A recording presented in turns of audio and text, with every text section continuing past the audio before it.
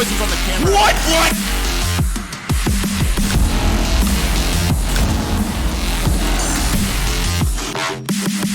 I'm so good! But now all silence in a 1v4. He takes 2.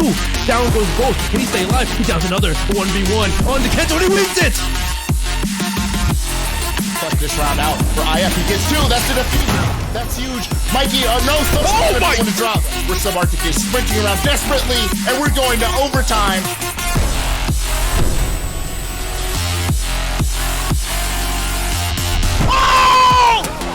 Oh my God! It's high noon. There's the 1v2. It's 5-1-1/2 for Surf.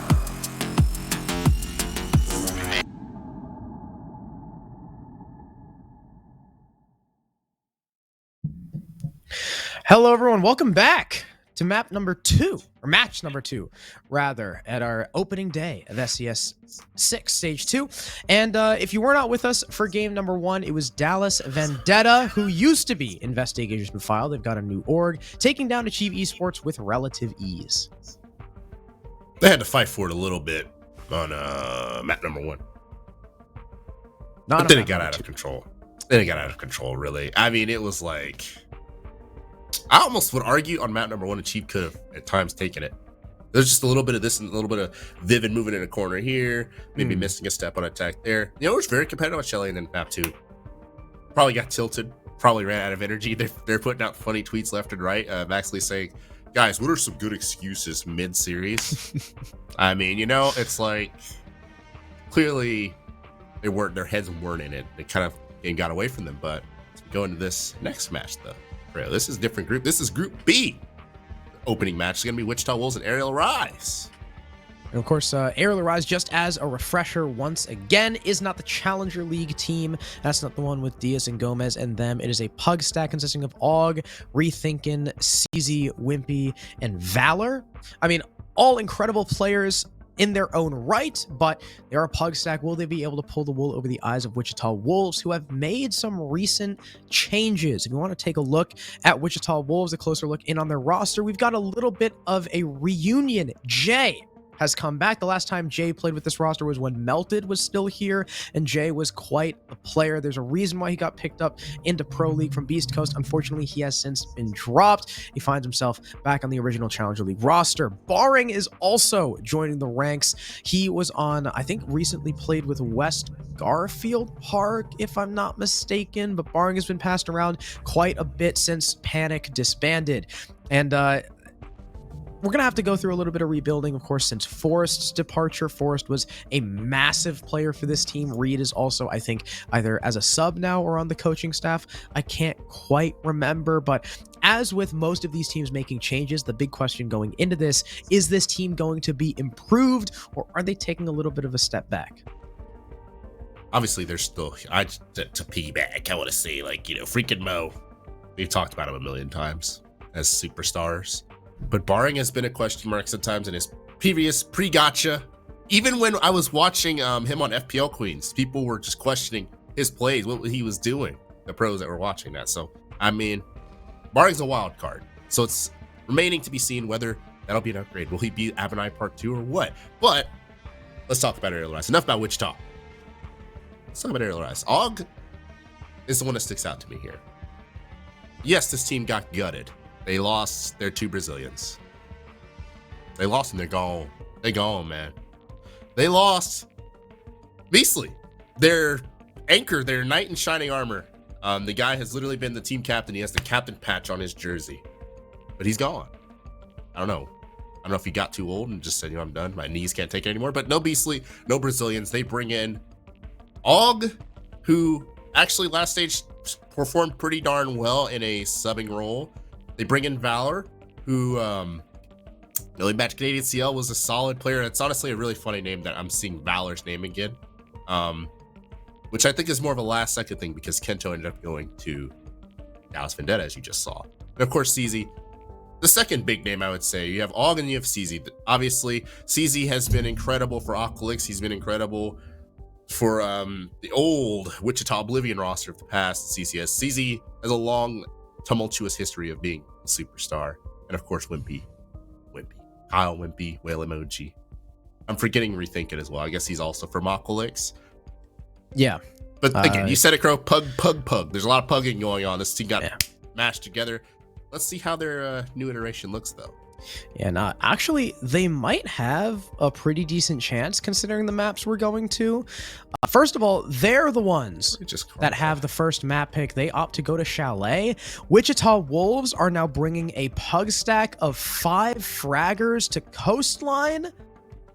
And then we find ourselves on Oregon. I think if this goes to Oregon, Wichita Wolves can probably lock it out, but I don't know. I feel like Ariel have a pretty decent chance to go 2-0 here. I want to argue with you. Do you? Yeah, I would like to argue because technically, keep in mind as well, Wichita, I believe today, if my intel is correct, Reed's going to be playing. Oh, in place of Reed whom? should be playing in place of Jay. Now, obviously, I mean, Reed is a strong player. Jay is a strong killer, killing machine. I would argue Wichita also has a team of fraggers. Call Out plays surprisingly well for a guy who's historically been on sport. He plays surprisingly well on a flex fragging role, as we saw in the previous tournament, the standalone. Freak and Mo are obviously incredibly good fraggers, so I think they can match up with Ariel. I almost said Ariel Academy, but yes, they can match up with Ariel. I think so. I genuinely think so. Perhaps. I know. I'm in the Ariel camp though. I don't think they're gonna win though, but I think they can match up, compete. As are you. You're also in the Ariel camp. I just don't know. Reed, I remember when Reed was playing with Wichita Wolves, I mean, there were quite a few times where Reed would not be landing shots where he really needed to. Call Out, I will admit, he has been doing phenomenally on the sledge. I remember at one point with E United, he was actually like at the bottom of the majority of Pro League stats when he was on hard support, but it seems like Flex is a better home for him. I just don't know. I was already thinking Air Rise have a good chance of winning this. Now looking at the maps, I want to say they even have a better chance of winning this, especially since they're picking Chalet. Obviously, they kind of know how they need to play it. By the way, quick disclaimer before we get into the game. Courageous Carl 6. That's Valor. If you don't know the story behind that, I'm not gonna explain it, but that's Valor. I wish you would, because I saw Courageous Carl too. I thought it was a new player. I thought it was like, oh my god, Courageous Carl. No, that's Valor. I think it's based off his like Twitter alt account. That's an alt? Oh my god. That's an alt. We're still waiting for all the Wichita Wolves players to get in the lobby though. Where they at though? Chilling, I guess. Not getting in the lobby, that's what they're doing, I'll tell you that. Yeah. I mean, I'm sure, Kansas has some really good barbecue. Maybe they're just eating some barbecue or something. I don't know. As a team dinner? Do you associate Kansas with barbecue? Yeah, Kansas City, man. Which is in Missouri, but it's also in Kansas. I don't know. What? Aren't you supposed to be a food person? And you don't know about barbecue? I'm sick of you already. I'm not a big barbecue guy, all right? I'm not a big barbecue guy. You of all people should know. I don't believe this. What do you want from me, man? Kansas doesn't know if they're Anyway, these guys aren't in the lobby. So. All right. Well. Enough of that. I don't know what they. I don't. Ferme, are you listening? What do you want me to do with this? I'm looking at Wichita Wolves. They're not even here. They're just sitting, doing something. I don't know. They're having a team meeting. What do you want from me? You want me to sit here and babble like an idiot? Ferme has actually just told me what he wants, CJ, and it's for us to stop babbling about barbecue and whether or not I know food, and actually to cut to a break, figure out what the hell's going on with Wichita Wolves. Hopefully they get in the lobby in some sort of timely manner, but until then, we'll see you in a bit.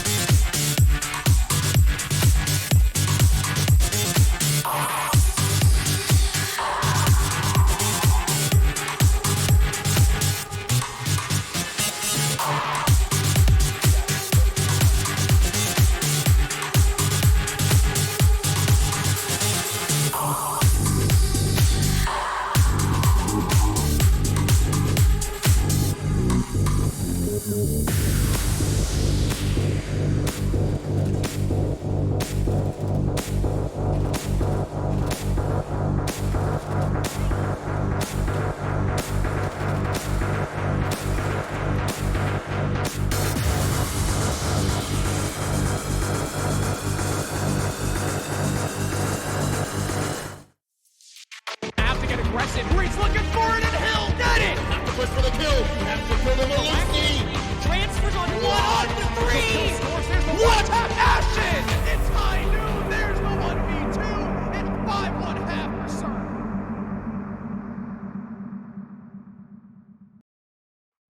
Welcome back. Sorry about that. I don't know what was keeping Wichita Wolves, but they have since cleared up their schedule for us for whatever reason. They are now all in the lobby. We're just waiting for them to switch sides because apparently the lobby does not want them to. But either way, I guess we can talk a little bit more about the teams playing. Once again, just as a refresher, Wichita Wolves, they no longer have Forrest.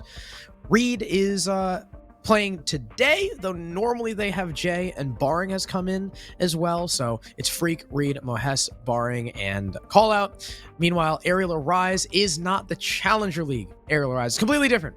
It's a pug stack consisting of Wimpy, the only actual Aerial Arise player there, Og, who I think is still 16, CZ and Rethinkin, who previously played on Aqualix, and Valor, who has been out of Challenger League since Stage 2 of last year, I think. Yeah, this team got just gutted, right? It's like gutting a pumpkin. But then you still make a really good pie out of it, you know, with the guts. I think that's what this team is, right? You know, I think they still have potential. I think this is still a tasty pie, right? It's a totally just mutilated pumpkin, but they still made a really good pie out of it. So I think Serial Team will put up a fight. I think they have a real shot at winning this. Wichita's had their own rebuilding and whatnot. They lost Fofo. They lost their cover athlete, or one of them. And I mean, Barring is a solid player, but Barring is much more of a wild card than Forrest. I will not debate that with anyone. And I like Barring. Barring's much more of a question mark. Yeah, okay. Barring is the thing I noticed about Barring, definitely during CL and even during the tournament recently, is that he's a very off and on player. He is either a star on the map or he struggles to get more than 5 kills on a fragging roll. So we'll have to see how he plays up against Aerial Arise, because a team like that, you are going to need all the fragging potential you can get against this pug stack, because not only is it a pug stack, but it's a pug stack of 5 very good fraggers, right? I mean, we know Wimpy. We know the Wimpler. We know Og, one of the most incredible underage talents we have. CZ, the superstar for Aqualix and a Frenchie. Rethinkin, who was one of the most consistent players on Aqualix back when he played. And then Valor. We all remember Valor's escapades from Stage 2. Valor was like the only guy on his team actually doing anything. Actually, he and Rethinkin were kind of topping the charts over and over again. But first 2 bans are in on Chalet, no less. It's Sophia and Jackal. That means Thatcher's up, Maverick's up, Flores is Jackal up. 2 interesting bans. Jackal, of all things to prioritize. That's perturbing, because Jackal is, I don't know. I guess this is a matchup of 2 teams that are in a transitional period, so maybe they were anticipating there was some crouch walkage that's possible. Mirror and Valkyrie gonna follow up as bans, which aren't too surprising. But the Jack one definitely sticks out as particular. Yeah, because like you said, it opens up a lot of different other ops. Flores is up. I mean, these guys are putting in plugs in the chat, but they don't realize no one can see them. We have this cute ban screen, so they're putting like their Twitters in chat. They're putting Uber Eats codes. There it is. I'll get a quick look at it. But there we go. As we said, Flores is an option for the Wolves. They're going to be absolutely taking advantage. Mohes is on Thermite. Barring is on Dokkaebi. What are your thoughts on that one? Well, it's actually interesting. We've seen Mo more and more be on Thermite. I definitely think it's odd that he's not on Hibana, considering we're, on Chalet, but I guess he wants to rock the Thermite. He is a hard breach player, so it's not surprising there. Freak also likes Thatcher, surprisingly enough. Interesting thing to me is, okay, so right, you got your hard breacher, you got your one hard breacher, you got Thatcher. You only really have one entry in terms of Reed. I don't know why Reed is the one who's on entry, but whatever. You have Flores from call out. That's all well and good. You know, you want to clear chimney, you want to clear top blue, blah, blah, blah. But you've got, instead of someone like an Ash, a Hibana for a secondary heart breach, a Sledge, or a Finka, you have Dokkaebi. Which, I don't know how I I feel mean, about that. I don't know. Reed in particular used to be the one. I mean, keep in mind, Reed has to play a different role and all this good stuff. But Reed used to be the one playing the Dokkaebi for this team. And he played it pretty solidly. I liked what I saw of the Wolves when they did use the Dokkaebi. It never gave me any reason to question it. So early call coming out though to assist with this clear, and Reed on the entry. Reed headshot Adams. He should get a kill here. No, but the defender actually moves, then peeks right back into it, and it's a trade. The trade machine. And I don't think Freak had any idea that Wimpy was there, because even with the spectator view, I didn't have any idea either. What the hell? Wimpy just kind of appeared there in office. Huh. Yeah, I mean, hey, if us with our omniscient observer didn't even notice Wimpy, how could the attack? You end up being -1 man if you're the Wichita Wolves. August still plays top blue. You still got rethinking by Chimney. None of these shields have been cleared.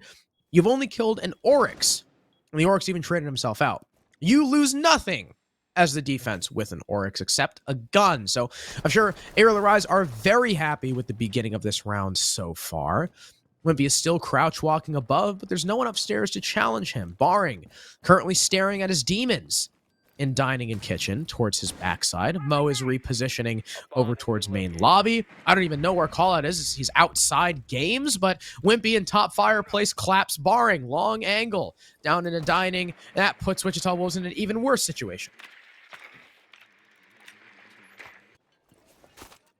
Not an ideal start to this round.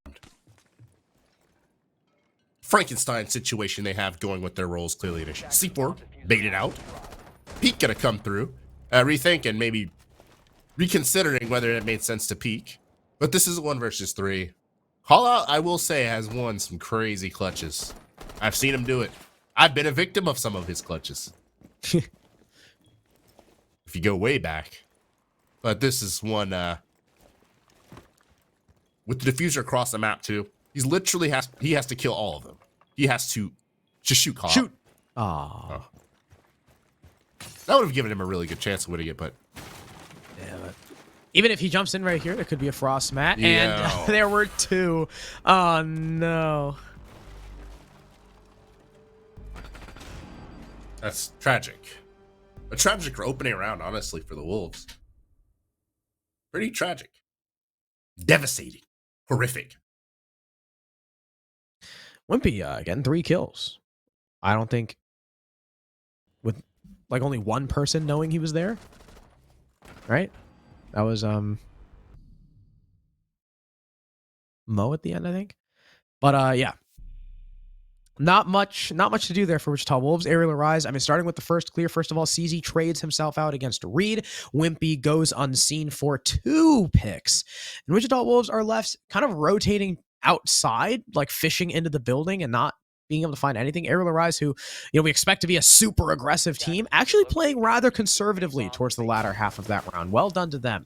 We'll go on to dining now. Og off of Frost now. He'll be Thunderbird. CZ will stick with the Oryx. Wimpy sticking with Alibi as well. So not a lot of shuffling here for the defense, and I mean, understandably so. If they're just going to pug it out, they're just going to play with minimal strategy, why not play off the guns? This is an FPS after all. You do have to kill the enemy. Okay, that was absolutely unnecessary. You could have just used your pistol. But the wall is open, as Oryx exclaims. I don't know why that just makes it 10 times funnier. Oh, wall open!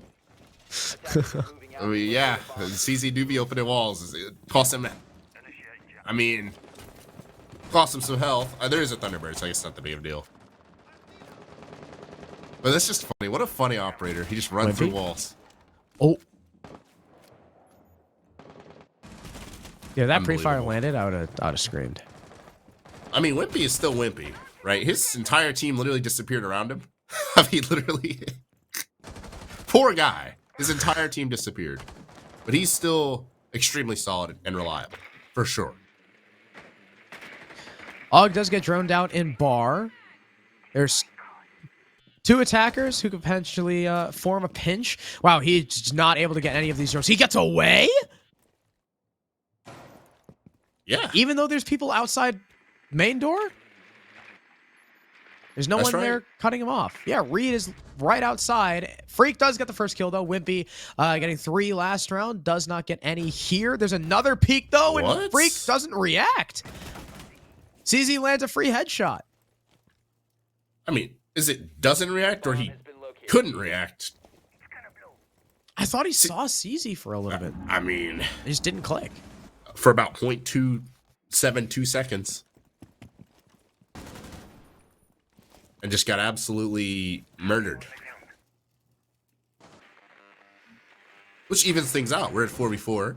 Office control still established thanks to CZ and that incredible shot. There's a chance the attack will struggle mightily with this, especially considering that was the Thatcher taken out. Though they do get this wall, but I was going to say, oh, maybe there's an electric claw. Looks like they've dealt with it, and they will get that wall open. Let's see. Oh, will they struggle with this second wall below? Yeah, second electro claw goes out. And now Mo is staring at us saying, hey guys, this is electrified. Now luckily Reed has 1 more nade, but if that nade misses, that could be the closer of the round. I mean, right then and there. Barring is on a crouch walk downstairs. Not sure where Callout's doing as Mo takes a lot of damage. I guess maybe abandoning the main breach? Just prone and short, watching the floor holes. Og is going to take some damage thanks to Callout, but Mo is now right on the doorway of sight. Barring wins his fight against the Thunderbird up West Main Stairs and runs away. Reed watching flank, finds CZ attempting to get aggressive. Now it's just Valor and Rethinking. 2 versus 4, both armed with 1.5s. They can take some long-range engagements, but the plant is going to start going down from Mo. Rethinking's got a C4. Reed and Valor will trade some blows. He'll down the Iana. Now he's in a 1v2, but the plant has since been completed. Now, luckily for Rethinking, these last 2 attackers are low, but no, Mo survives with 1 HP and ends up landing the final headshot for Wichita Wolves. And that was an incredible shot there. He just hops off, boop, around the corner. And it just goes to show you, it is a game of inches. He kills the guy, or doesn't actually, gets him down to 1 HP, and then the guy on 1 HP just slings around and hits him with that. Wichita goes clawing back with a little bit of a side switch. And while going into this next round, it looks like we're going to play that same side again. If you're LRIs, maybe we're going to try a little differently. They do things a little differently. Operators have changed significantly. CZ Rethinking and all switching. Defenders, protect your bombs from being defused by attackers. Yeah, no more Oryx. Bomb located Though it by is the same attacker. weapon, you know? Still the T5 on Legion, only without a 1.5. I wonder why Legion, though. Right? If you want to get really aggressive, you already tried Oryx, why not, like, Vigil? And Vigil's got a really good gun. Lucy. I mean, he's got a bulletproof at the very least. I'd like to have a debate with you. About what? You think which gun do you think's better, Legion or Vigils? What would you say? 5 seconds remaining. Which gun is better, Legion or Vigil? Legion or Vigil? Attackers are Light moving weapon. to the bomb. So I vote Legion.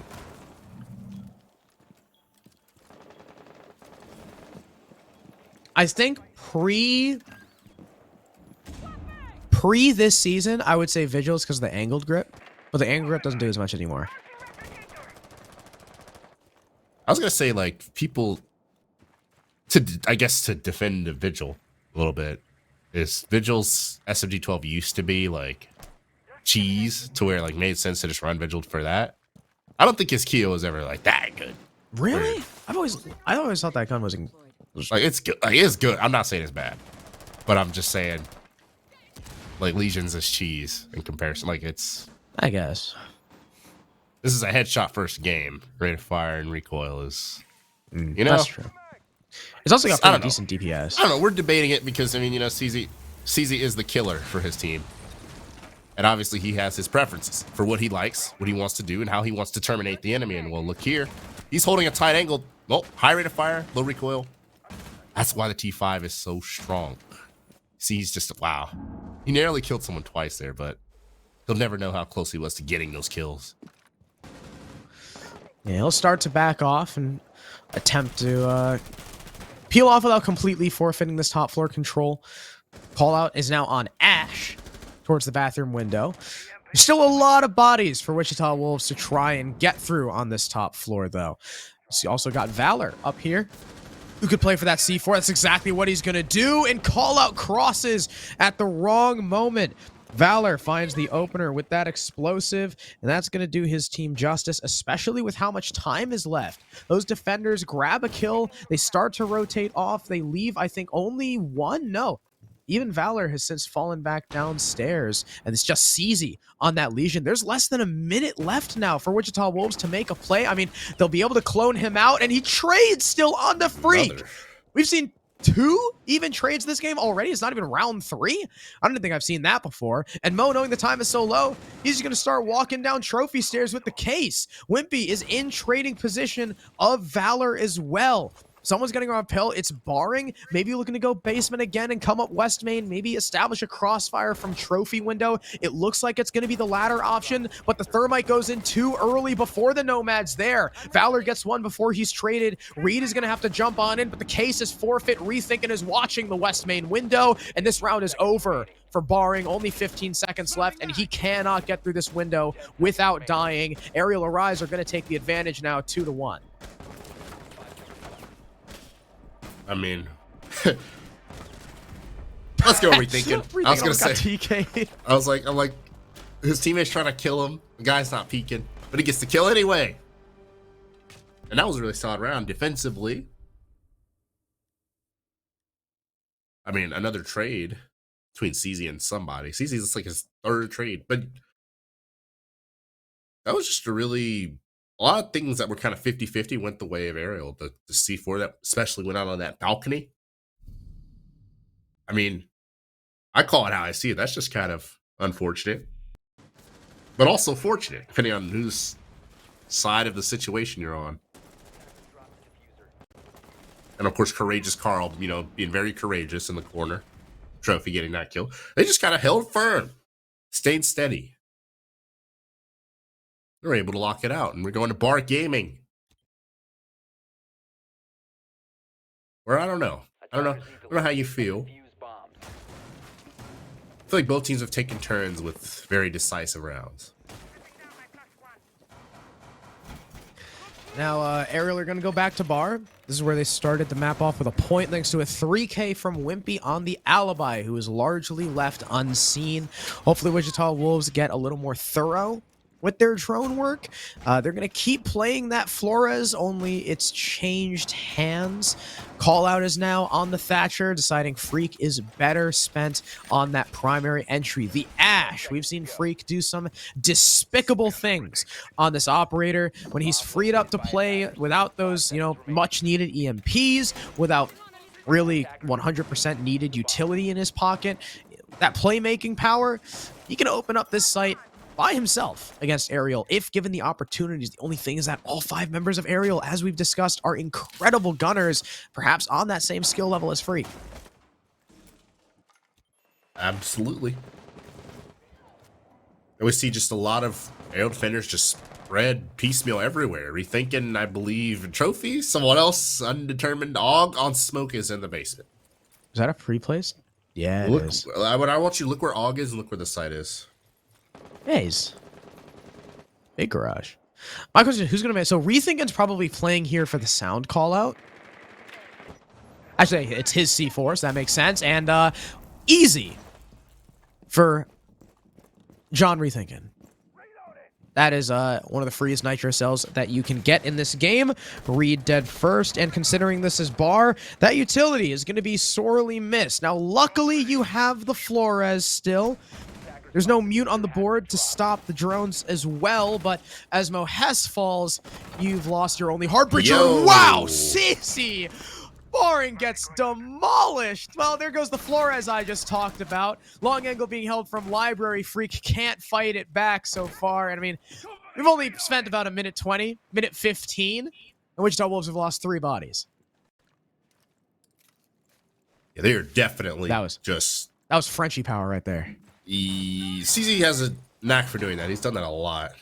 Yeah. I think he had one moment where he like turned on the Karn, like last playoffs. And it was the most biblical turn on I think I've ever seen. I don't know what his sense is or how he's moving, bro. But it's something. And the Wolves, I mean, they're getting pressed at every entry point. That's ridiculous. Whatever Rethinking did with the C4, by the way, that was underratedly good. Let me just say. Freak's just gonna walk in a crossfire, has no chance in hell at winning that. Og off a perk with the double kill. And the Wolves are just getting, you know, there's just like a bouncer at the door of the club, you know what I mean? It looks like they just can't get in the building correctly. I mean, first of all, you have the Nitro cell pre-placed. You never drone trophy, never spotted it. It's an easy one on read. CZ, I mean, wow. Barring just got slaughtered right after Mo. No trade there. 2 versus 4. I mean, Freak really has no other option than to just try and push Ivy blind and is just in the middle of a crossfire. I mean, that's not completely his fault. He's got to go for a play. Just didn't work. Og is there, and then what seemed to be an attempt at a timing play from Freak and Call Out.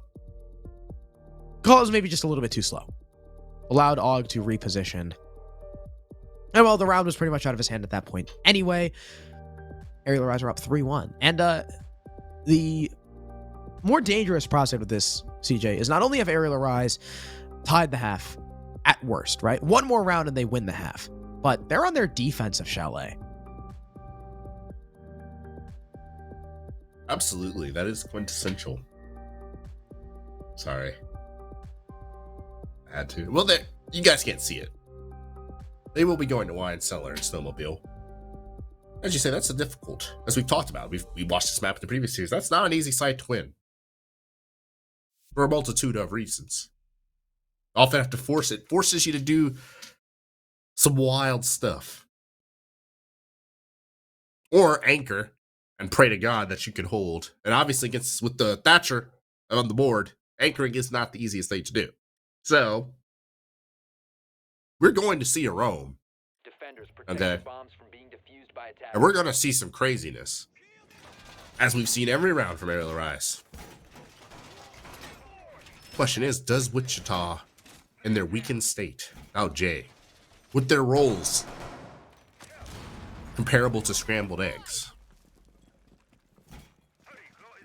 will they be able to survive the onslaught? I don't know. If there's one thing Aerial Rise like to do, it's going to be to roam. Which the site relies on. 10 seconds remaining. I mean, Wichita Wolves have Finka now. You know, maybe that'll do something. Moving out to locate a Maybe that'll allow them that confidence that they need to push on and take those gunfights. A little bit worrying is the fact that they only have,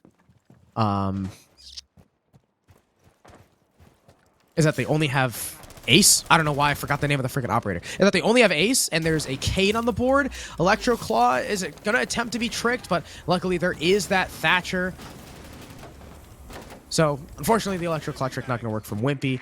Wichita Wolves will account for it. So they've opened Garage. We talked about Garage not even being the main push point. It's just to open up that site and cut off a major rotation point for the defense. Also seemingly going for a half-cocked little clear here. Rethinking almost goes down. Probably should have went down, but he's going to survive to fight another day. located by attackers. It looks like the Wolves will, like I said, clear. Try to perhaps go for some vertical pressure after dealing with this roam, but honestly, the way they're clearing it, they're not clearing from Solar. Which means there will be roamers that can come alive late in the round. And flank, should they actually go for a lobby take, for lobby pressure. Fight here between CZ and whoever that is trying to go down the blue stairs. And this round's kind of all over the place. Defenders are very much unchecked. The Wolves trying to push down the blue stairs and also trying to push in the main breach. There's a lot going on. Og, is that Og roaming? Or am I crazy? I don't know. Oh my god, Og. Og's roaming. CZ's killing everyone in dining. He is absolutely machine gunning the Wolves in dining. He's gonna run away and get away with it. And what was, like I said, a hectic round is now decisively going in the favor of ARIAL, but Reed, excuse me, has something to say about it. But this is a lot to overcome, a 4 versus 2, and not a lot of time to do it. That was 1 kill at the cost of 3, all nabbed by CZ. You can also see Wichita Wolves think CZ is still there, sending a nade down instead of just clearing it with Reed, and all that damage that was done to CZ. All the work that those 3 Wichita Wolves players did in dying, well, it's just been nullified by the Thunderbird gadget. So nice to see her actually being useful and coming into play. Rethinking is currently sitting bottom main, staring at Baring's potential avenue. He'll cook a nade. That does bait Rethinking out. He'll end up sending the nade down anyway, but it falls upon deaf ears. There's no kill to be had until he peeks and finds it with his gun. Now it's a 2 versus 3. This is not completely undoable for the Wolves, but the gas canisters come out from Og at pretty much the perfect time. 20 seconds left. 15 now as Og sends out the last one. You still got CZ. He's looking for the ace. He's already got 4. All he's got to do is kill Baring, and CZ will light up every member of the Wichita Wolves. That is freshy power. Once again, Arial Arise go up 4-1. He just stood in dining and killed half of them too. That was kind of ridiculous. CZ Tree-wise, ladies and gentlemen. He just should not be allowed to get away with that. But he did. You know what that means? Yeah, the CZ Tree-wise thing. I thought it was really funny when I learned. They used to, I think it was Wichita Oblivion. Every time CZ made a play, I remember like Gasher and stuff, they'd see CZ Tree-wise and spell it like TREEWISE. It's actually because of CZ's French accent. That's his Twitter @ It's CZ with 3 Ys. Sounds like he says CZ Tree-wise. Wow. And I don't know why, but I find that incredibly amusing. CZ French people are funny. Bomb located by attackers.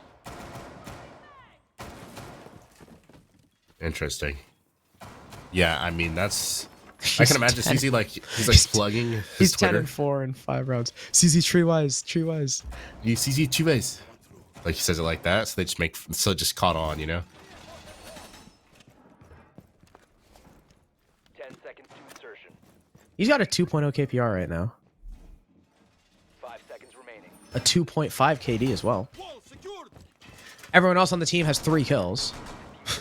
That's funny. 2 of them are 3-3 and 2 of them are 3-1. Meanwhile, Wichita Wolves, not a single member is positive. The closest thing they have is Reed at 4-4, and someone else is going to be picking up Finka. Baring and Reed will trade operators. I mean, we already saw freaking Call Out doing it. Now we're seeing who Baring was swapping with Call Out, I think, as well when they were running the Flores. Now Reed and Baring swap. Mo is off of Thermite, off of Ace, now on Hibana. This is desperation of Wichita Wolves. This is desperation, just trying to, throw darts at a board and see what works.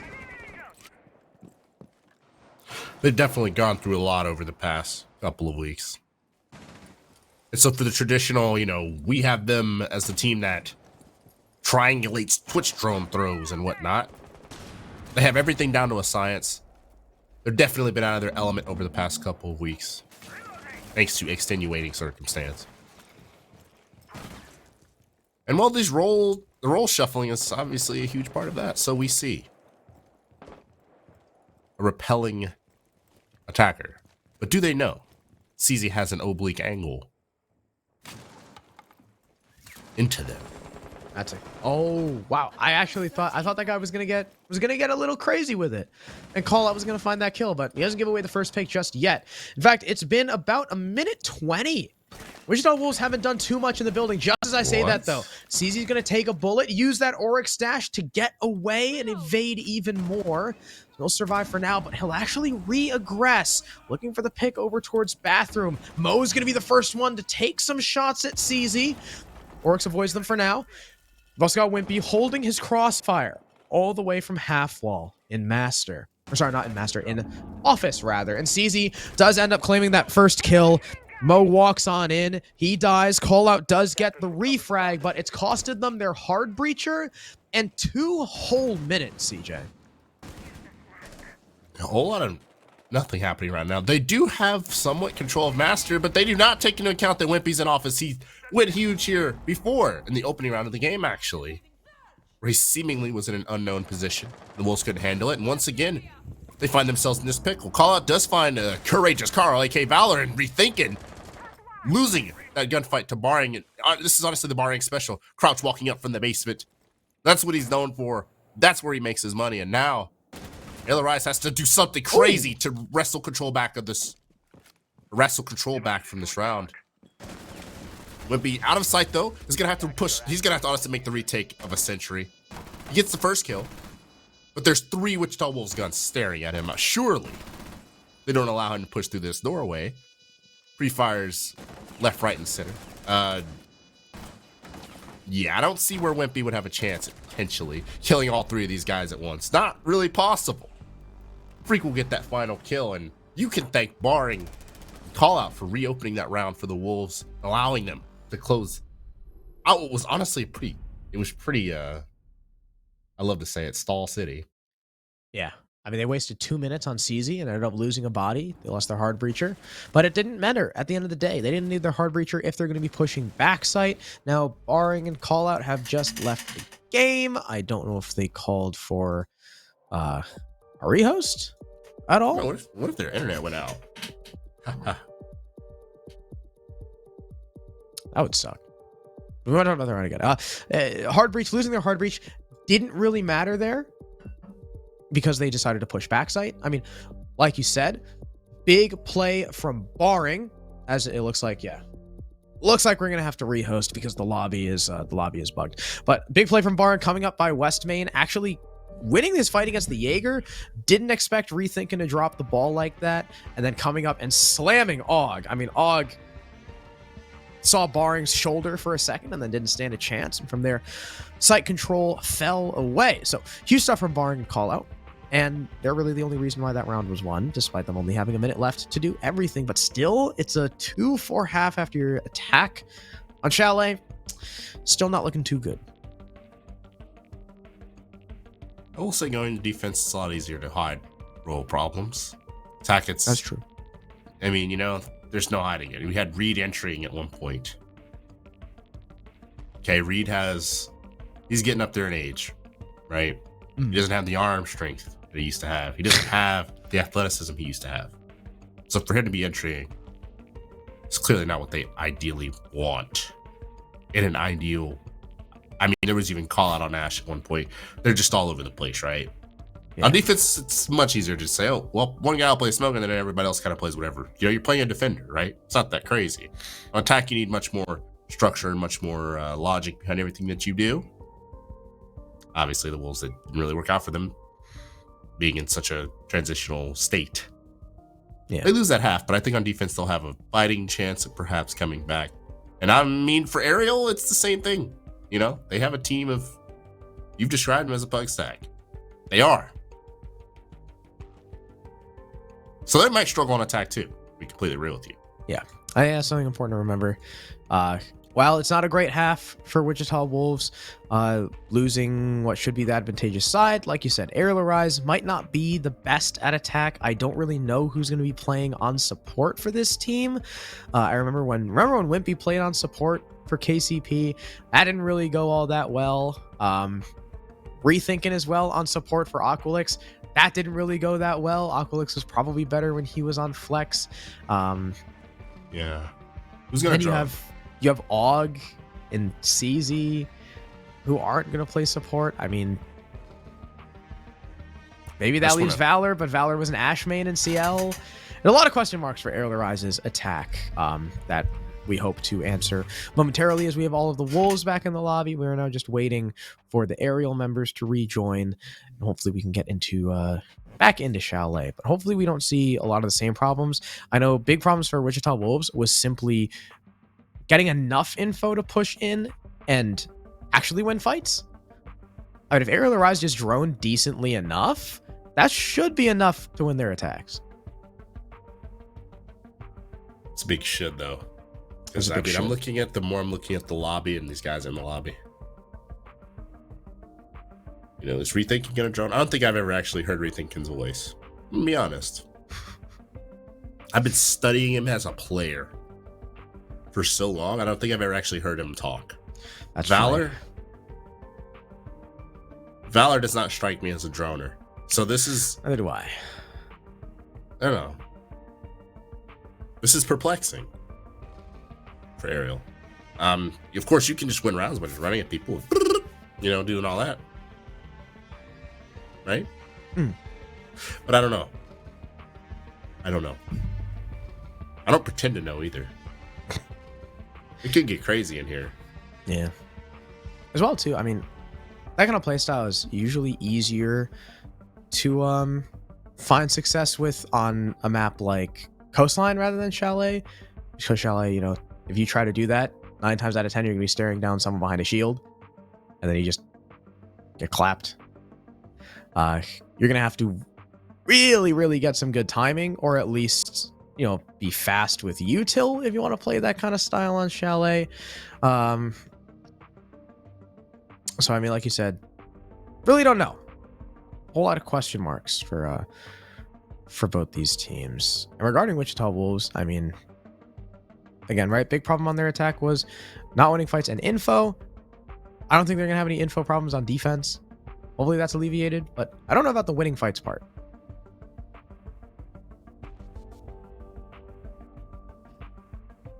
What do you mean by that? Wichita Wolves ain't shooting today. Freak was like 3 and 6. But those were fundamental problems. You know what I mean?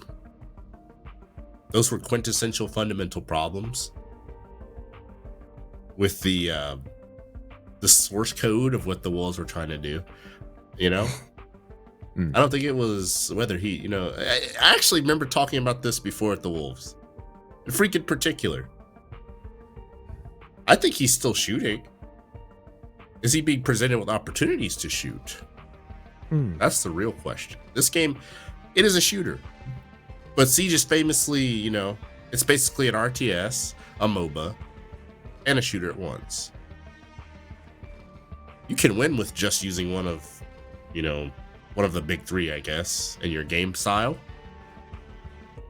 But, you know, I think he's still shooting. I think he's still hitting stinky shots. Maybe they're just missing the other parts of their game, you know? Maybe they don't come together as they go into their defense. That's kind of what I'm getting at. Yeah, I mean, it's a lot easier on the defense to give yourself opportunities to shoot instead of having to go, like, basically search for them on the attack. But unfortunately, some of the players in our lobby are having trouble reconnecting. They're going to do stuff like restart their games, restart their Uplay, stuff like that. So we're not going to bore you any longer. We're going to go to a quick break instead of you hearing us ramble on. So stay tuned. Hopefully we have the rest of this map in due time.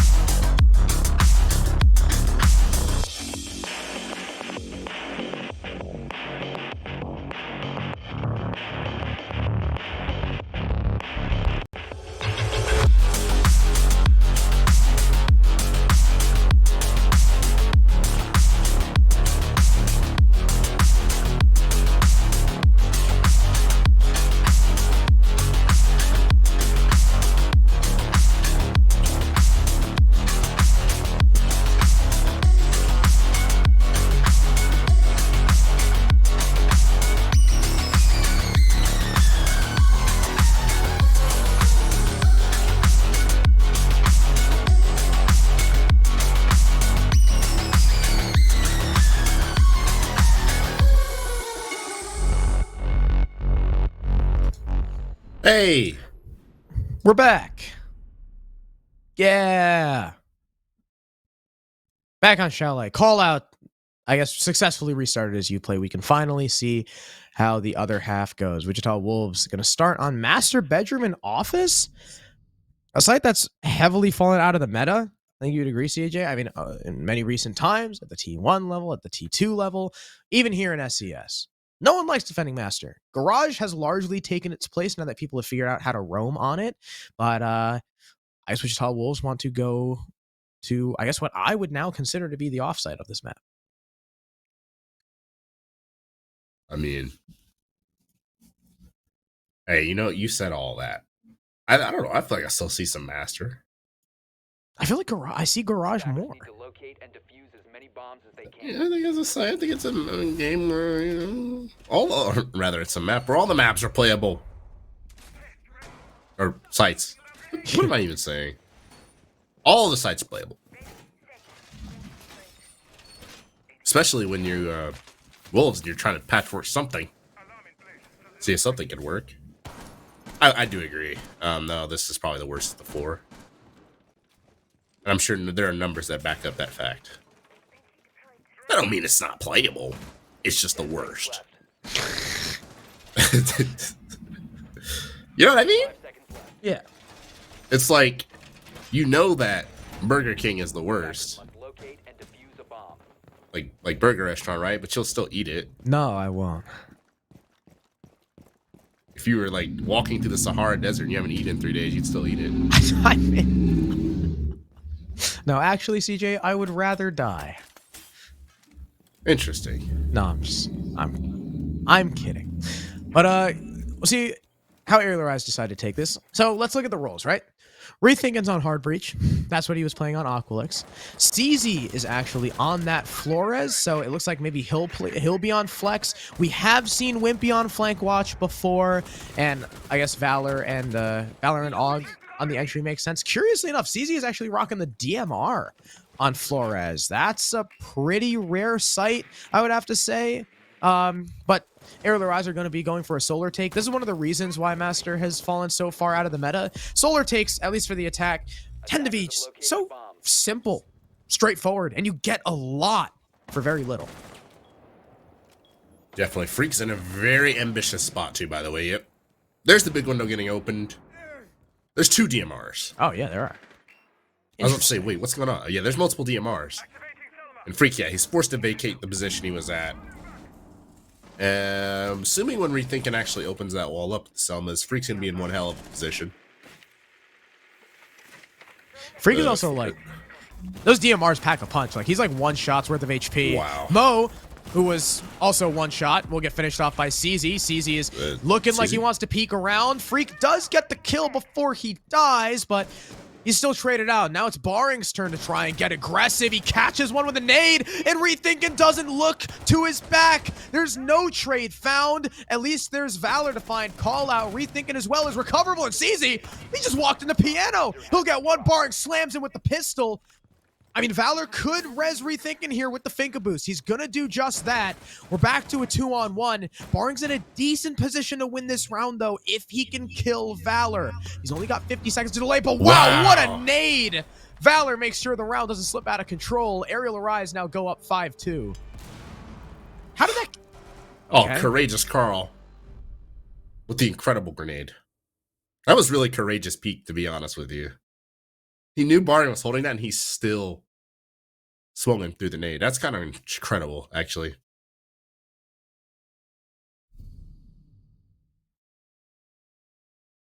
And I think a comment sort of really coming in clutch. clutch. I guess the Extremely res... clutch. The res on the Rethinkin not mattering as much. I think Baring maybe thought he was still down, but either way, big stuff from Valor. I mean, that attack once again, right? Like we said, Solar is a very minimal take, and for the very little map control, or like the very little physical space you gain on the map, you actually get a lot of control from it. I think that's a better way to put it.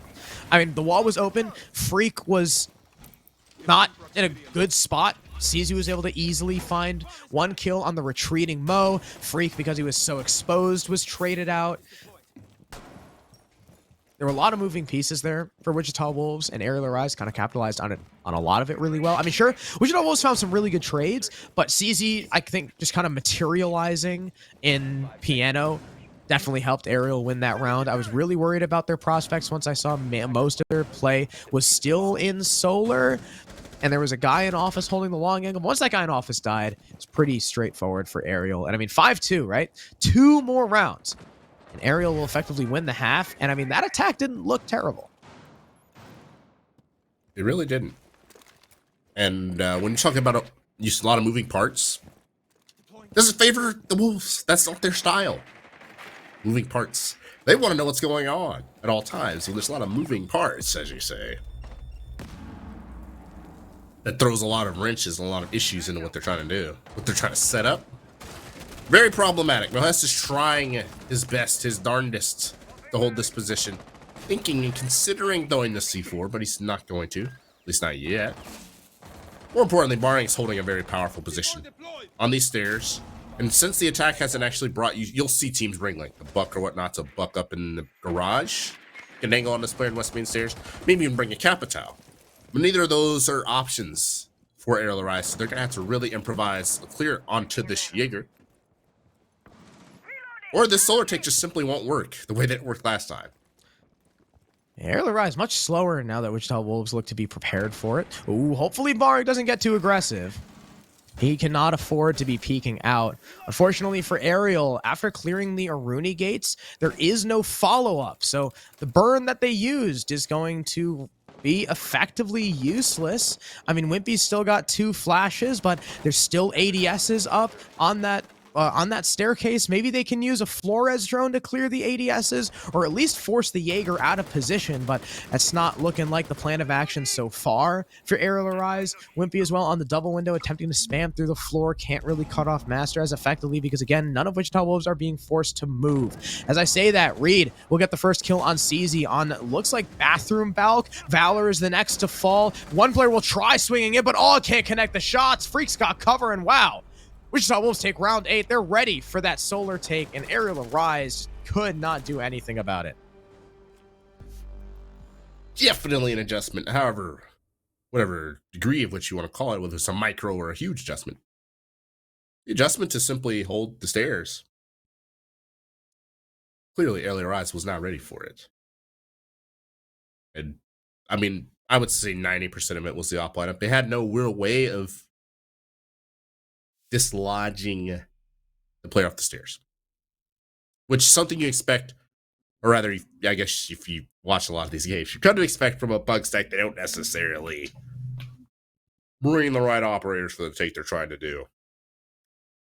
Simply swapping the Flores for, the buck, as I said, completely changes that. Attackers need to locate and defuse as Or if you just bring a Capital, period. I mean, that's just...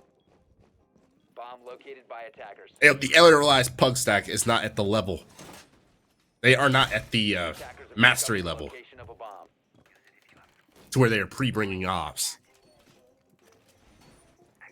They're for a probably particular adjustment or Probably defense. playing what's comfortable. Yeah. That's I mean, we're usually looking at how puck stacks DMRs, go. Lion DMR, like, after a couple dry runs, after a week or two of scrims, you realize, maybe Lion DMR over Capital isn't the play. You know what I mean? Yeah. I mean, case in point, Aerial Arise didn't find a single kill last round. Is I mean, we Barring just- just spawn peeking? He is. What a brave Is he gonna peek get from this? Barring. He's moving left and right. You see this movement? He almost got it. And he crouches away. Barring is so goofy. The thing is, he's like... That's just his bread and butter. Spawn Being peeking, goofy? crouch walking. Being goofy. Being a silly, goofy guy. We'll see how Aerial Arise attempt to clear. Wichita Wolves are pushed pretty far forwards with that shield facing Piano. He's only got 2 Midas covering it. Of course, as the round progresses, he will have more, so Aerial Rise better get a move on if they want to use minimal utility on that. They'll already use a Lion Scan. There's no capitalization, though. Gotta question the early use of that utility. No one really in a position to catch any defenders should they stand still, so kind of wondering what that was for. More drones coming from Aerial Rise. They spot Freak. Freak still holding stalwart as there's nothing coming his way. Aerial Rise do have that Flores. He's currently using drones, and down goes the shield, I believe, in a second. No? Weird. I thought I just saw a Flores drone coming his way. Mute. 99% sure hit a mute jammer. Maybe. Yeah, you see it on the bottom left there. Or no, maybe not. That's the one on my disc, so I don't know. I don't know where that drone went. The hell? Either way, they're gonna get rid of it now with a grenade. I'm trying to capitalize off of it. They will. Rethinking that AK-12. He's also got this fireplace player pinned on the shield now. So Aerial Rise, despite the early hiccups, starting to get something going as we're under a minute. Barring rotating around. Oh, wait, there's an attacker in here. And what? Wimpy's going to reconsider the DMR choice after that one. I mean, what? Okay. Probably should have won that gunfight, but Reed will go down. So it's still advantage Aerial Rise, despite the loss of your flank watch and global operator. Still a lot of potential for this attack to work. Courageous Carl, aka Valor, with the nasty shots, and it's just call out in the storage closet here. Works his way into the bar. He gets CZ. That's huge. Shotgun out though, and unfortunately the engagement distance is not in his favor. Aerial Rise, pug or no pug, will be going to match point against the Wichita Wolves. One more round on their chalet attack. They will win. Wimpy blaming his death, I guess, on being prone blocked, but No, Wimpy, if you had a fully automatic gun, you would have just killed him. he would have. Yeah, that DMR did not do him justice, but either way, the clear from Aerial Rise was pretty well orchestrated. I mean, Freak kind of overstaying his welcome. That's the weakness of that shield, is if your fallback plan is chimney, someone is likely already posted up on that window to cut you off. I mean, even if you're still scanning down Ivy Hall, you're probably going to get caught. Freak dies pretty easily. I mean, sure, Wimpy gets traded, but the top floor take continues to do damage. You get the top blue player dead. Valor is just pushing in from, I think that was like, what? Like, kind of lobby side. And Aerial Rise. Now I got to attack dining, which doubles haven't brought out this site just yet. But, I mean, Aerial's roam clears have been pretty decent so far. They can do that again just on Master Office. Could be the map right here.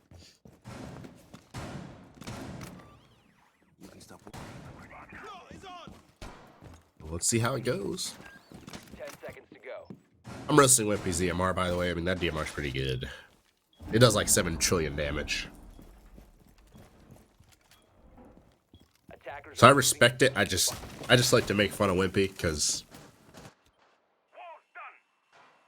he has a funny name. That's CZ's why. off the DMR. Wimpy's still CZ on it. Yeah, CZ said I enough games. But Wimpy's still playing games. That'd be What funny if just CZ, exploded? Do you hear that? That'd be funny if CZ like swaps off the DMR and then gets like 4 kills. He might. There's just a whole lot of explosions happening right now. Call out will go down. But not No, that out. was Wimpy that got that down.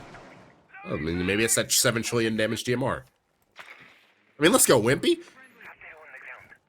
Oh, they Wimpy's get gonna- picked up.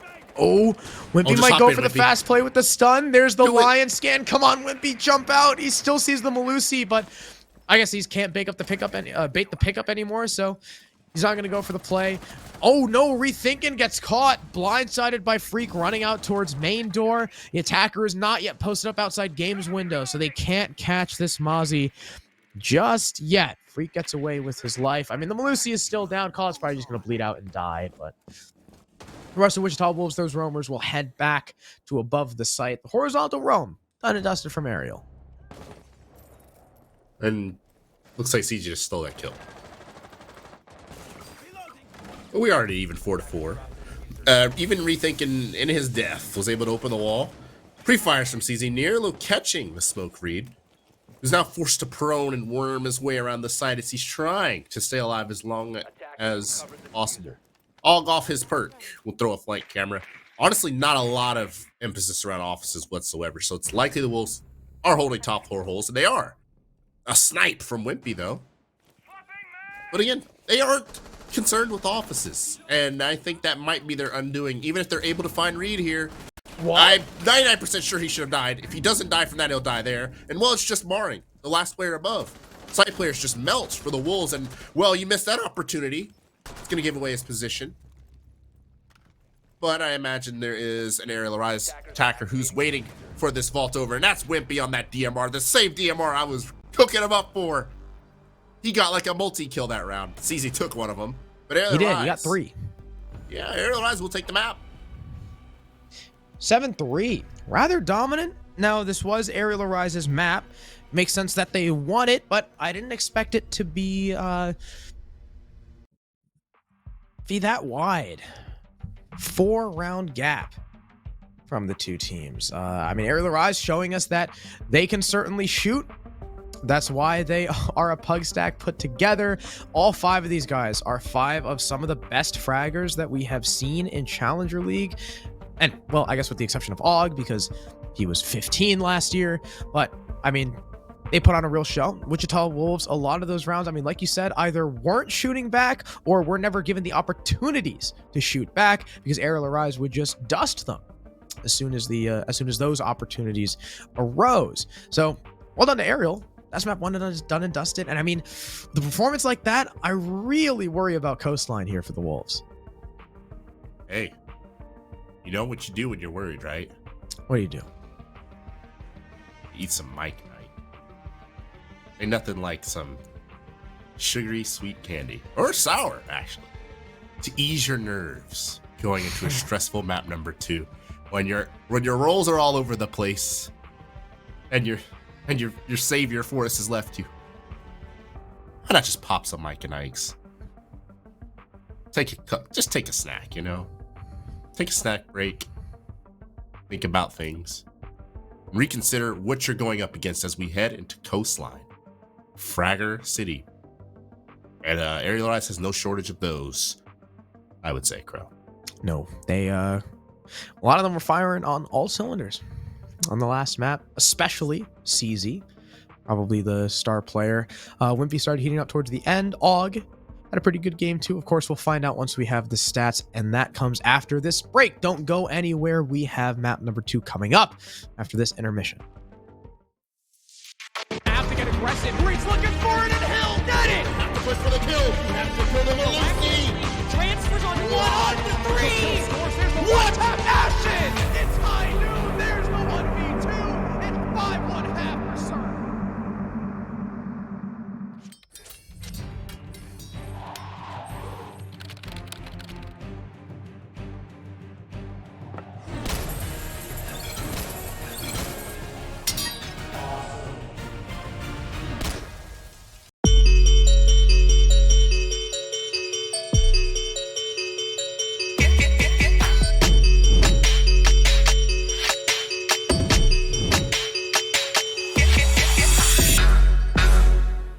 Welcome to the NerdStreet Winter Championships, featuring SCS6, a yearly open tournament series hosting the best players and teams North America has to offer, culminating in a community favorite, the Pro-Am. So let's discuss format. During the Winter Champs season, SCS6 will consist of 2 stages, where each stage begins with 2 open qualifiers. Once Stage 1 is complete, there will be an additional tournament offering 1 more qualification spot prior to Stage 2. Through participating in SCS6, players will acquire leaderboard points and cash prizing. The winning teams from Stage 1 and 2, as well as the additional tournament, will qualify for the Pro-Am. The top 2 teams from the leaderboard will also qualify. As we approach the end of the season, the final qualification spot will be determined through a last chance qualifier.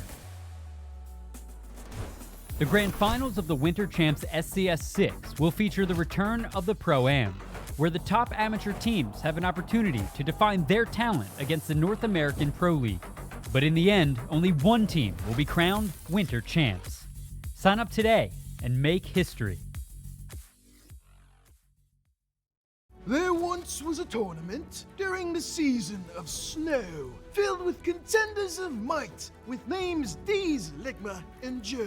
Their road was a trying one, wrists aching with cramps. In the end, victors rose. We call them Winter Champs. Before they departed, they left us these words. Our journey's just begun. All thanks to the nerds.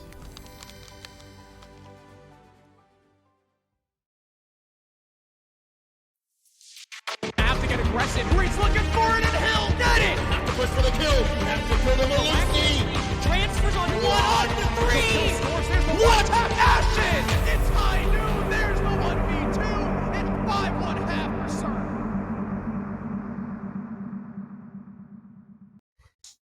Welcome back, everyone, to map number 2 of our second match of the day. If you missed map 1, Chalet was was Arial Arise's pick, and they were able to win it 7-3.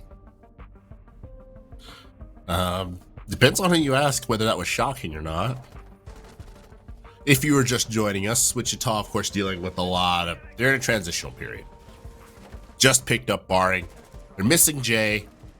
They looked out of sorts on attack and couldn't quite recover from it on their defenses. So on the side of Arial Arise, of course, it was just more of what we've come to expect out of the individuals on their team. They play a much more individualistic style, obviously, as the Pug Stack, compared to Wichita. And well, we saw highlight. It was just the CZ Wimpy, even some courageous Carl, which is Valor. Just individual highlight reels in comparison to Wichita, at least. So going into map number 2, we're playing a map where talking about highlight reels, coastline. I hate to tell you, if you're a Wolves fan, if this trend keeps up, it's entirely possible we're looking at an Arial Rise 2-0, even though it's the Wolves map pick. Yeah, like you said, Coastline is the highlight reel map. That's where you want those star performers, not necessarily playing solo, but who can have those standout gun plays. And I would love to look at the stats and see who we need to watch out for. I guess we just need to wait a little bit longer on that. But yeah, like you said, Coastline, especially for Wichita Wolves, they didn't inspire a lot of confidence. They weren't necessarily, right? You said Arial Rise play a little bit more individualistic, but we expect that from them. Wichita Wolves, there were a lot of situations where they weren't necessarily playing completely as a cohesive unit. They were definitely punished by it, because every time they were taking Arial Rise and just straight up 1v1s, more often than not, Arial Rise would win those. It seemed like less of a 50-50 and more of like a 70-30. And Coastline is another map where if you're taking those 1v1 gunfights, if you're putting yourself in 50-50s, Arial Rise will probably keep coming away with those. Definitely. So, yeah, if I'm a Wolves fan, I'm concerned. I'm concerned. I will say Barring is the new pickup. I didn't see anything that was egregiously bad about what Barring did, or anything. I just think this is a team that they're a structure team. This isn't their element to be changing roles and playing crazy. They play crazy. Trust me, they play like aggressively sometimes. They're more than able to do that, but it's coordinated usually. So when it's uncoordinated, and I think one round you described it as a lot of moving parts going on, they struggle a lot. Yeah. That's why they have the style that they have, so that doesn't happen. So can we ban Jackal again? No. I think they're gonna ban. Oh, there it is, Ace. Okay. Rethinking was throwing some Selmas, I guess. I don't know why. Hibana's up. I feel like Hibana's maybe a little bit better than Ace on Coastline, but I digress. They want to ban Ace, they ban Ace. Zofia also off the board. They banned her last map. They'll ban her here. Valkyrie makes sense literally everywhere, so we don't really need to discuss that one too much. Last ban is probably Mira from the Wolves. Yep. There she is. And that does leave Thatcher up. It's not the biggest deal on Coastline, but it can certainly help, especially with all that on-site utility. I mean, Mutant Mozzie are played a hell of a lot on this map. Maestro sees a lot of play too. Thatcher could be used to clear those out, etc. But of course, Aerial Rise start on their attack. That is the advantageous side. Wichita Wolves, you know, we talked about before in the earlier game when Das Vendetta were bringing Legion. Wichita Wolves is one of the teams that we know for bringing Legion a bunch. Mo will take him on round 1 and call out, yeah, he's not going to be playing Cav. He's going to swap probably onto, yeah, something like the Aruni for this hookah defense. And curiously enough, we actually have 0 in play from Rethinking. No hard breacher at all. Yeah, unfortunately, Wimpy was not going to be playing Glass either. I know, that's just devastating. I was really hoping to see Glass. This is in 2017, Attackers need to thankfully. locate and defuse bombs. What a terrible time that was. I don't care what anyone says. I loved Glass meta. I don't know what you're talking about. No, shut up. Don't even joke about that, bro. Because I was a Glass. Listen, I was a Glass player before he got buffed. yeah, you were one of those. You just played him to be like Chris Kyle or something. But all I know is that was the worst freaking meta I've ever experienced. Was it really worse than Lion meta? Yes. No. Yes. You wanna know why? What? There were no bulletproofs back then. Remaining. People would just, I mean, it was so stupid. You would just be like chilling in a site. And then the attackers back then, there were a lot more smokes available too. Everyone just smokes everything. And imagine just dying to something you can't kill, man. You can't kill someone who's invisible. Yeah, it was great, especially when they comboed it with Ying. What a horrible time to be alive. Dude, I remember before anyone that Glass says- even had thermal. I loved Glass. I don't know. I'm saying, I just want to rant real quick. Anyone complains about the game now, you would not last 5 seconds in 2017. Glass. All this this triggered me because Wimpy started with Glass and then 6'. he's not even on it. He swapped to Flores, which is definitely a really good pick with both the Aruni and the Omai being brought. 2 shields, Malusi Banshees as well. Is Wimpy just gonna walk in?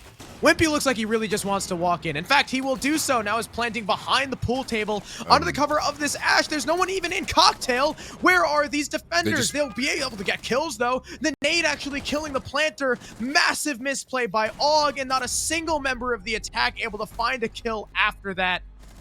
Wichita Wolves take round 1. It looked like it could have been an Aerial Rise round because there was nothing set up in Cocktail, but those long angles being held from Hookah, as well as the TK on the planter, really solidifying that round for the defense. What the hell just happened? He blew up his teammate. There was literally, there was not a defender in the zip code. Yeah. They still lost. I don't know what happened. Honestly, I'm not even going to try to pretend like I knew what happened just then. I don't even know what to say. But it was a nice attempt, I guess, from Ariel. And it's the thought that counts, right? Yeah. They had the spirit. That's what matters. I didn't even see who got the opening kill that round. Attackers need to locate and defuse as many bombs I don't as know. they can. You're That'll opening happen. team kill? It happened way too quickly. Pretty sure it was a team kill. I mean, there was the team kill, but I don't know. Location of a bomb. Anyway. Oh, that could have been a team ace. You know, we'll give the team kill to Freak. That was a team ace. Well done, Wichita Wolves. Now we'll see them on Kitchen. Unfortunately for Aerial Rise, though, they don't have a sledge. They don't have a buck. I don't even think they have anyone with breaching charges. Maybe CZ does, but at the very most, it will just be him. So maybe this will be a hard horizontal push. Probably through Sunrise. Maybe. I mean, Sunrise and Office. Objective is to defuse a bomb. you're just presuming that's what they're going for. Yeah, because they don't have a buck or a sledge. What the hell are they going to do upstairs? What are they gonna do? Uh, Anyway, What the heck are they going to do upstairs? I don't know. Or just spawn peaked rethinking. yeah, what the heck are they gonna do without their Zero? Who died to that? In ruins? Oh, wow. That's a long angle. Wow. How did Valor even see him? I don't think he did. I think Barton was just standing in front of a door while he was getting shot out, and he paid the price. As a result, that spawn peak now means nothing. It's a 4 versus 4. Of course, I mean, Zero getting his cameras taken off the board is rather unfortunate, but otherwise, the attack is they've still got a lot of options at their disposal. Player retaking office, though, as he taps that drone, he's going to give away his position. There's a whole lot going on right now. A front door gunfight, an office gunfight. And what more? And and someone on surface, I forgot. So imagine being the defender in this scenario. You have no idea where these attackers are actually truly coming from. Og off a perk. He's just running through the site. Trades everywhere. And Ariel's out on top of it. Just Mo Hess against 3. The plant is going down from Wimpy too. Mo with the heads up play though catches the Flores. No refrag just yet. Unfortunately not aware of CZ, at least not until the very last moment. He does get the trade, but it's not enough because, well, there's still a Finca alive. So that means the round goes in the favor of the attack. Arial Arise, again, with a pretty fast play. I love the capitalization of the nade on the player behind the bomb chassis. That makes way for Og to just sprint on in. Sure, he dies, but it's enough of a distraction to disperse that defense, allow Arial Arise to find the trades and get the round. So, I guess Arial Arise, really, they tried to do what they did on Hookah, except it actually worked this time. Well, that time they actually made a play off of something. I feel like before they were actually just in there like swimwear. Defenders, protect your bombs from being defused. There wasn't any actual like. There wasn't a kill that prompted it. You know what I mean? Yeah. So I guess that's something. I mean, to be fair, the wolves were just everywhere. They were in the lobby, they were in the office, they were spread thin. Why not just kill the guy on the bomb? It's the only one that was actually playing normally. Everyone else is just everywhere. Challenging front door and all that. So why not? Just push in, guys. I respect it. I hope we get more of that as this game goes along. It's always fun to see. Well, now, Wichita Wolves are opting to defend double bar. You got an extension, of course, into office, as you do. You got someone upstairs towards Cool Vibes and Vase. Not really too much emphasis on Hookah, because that's pretty easy for the attackers to take. If you stack too much utility there, it tends to just kind of go to waste. I also just realized CZ is on Gridlock. So they're doubling up now? I mean, maybe saying, all right, we're thinking, if you're going to die early like that, we need some other kind of flank watch. Curious that it's not Nomad, but I mean, if you're going to have CZ playing a flank watch operator, the F90 is an incredible rifle. Super underrated solely because it's on Gridlock. But CZ's going to look to do his best with it. Well, once you throw the little track stingers, it's basically just another gun anyway, right? He does carry the case. So I do wonder what their ulterior motive is. Because once again, the wolves are kind of strung out. At players in offices, kitchen, but the main push from the attack seemingly coming through the pool entrance, at least for the time being. You have one attacker above pushing into Hookah. I believe that's the Ayana. Honestly, that is a hilarious name. C4 flies out.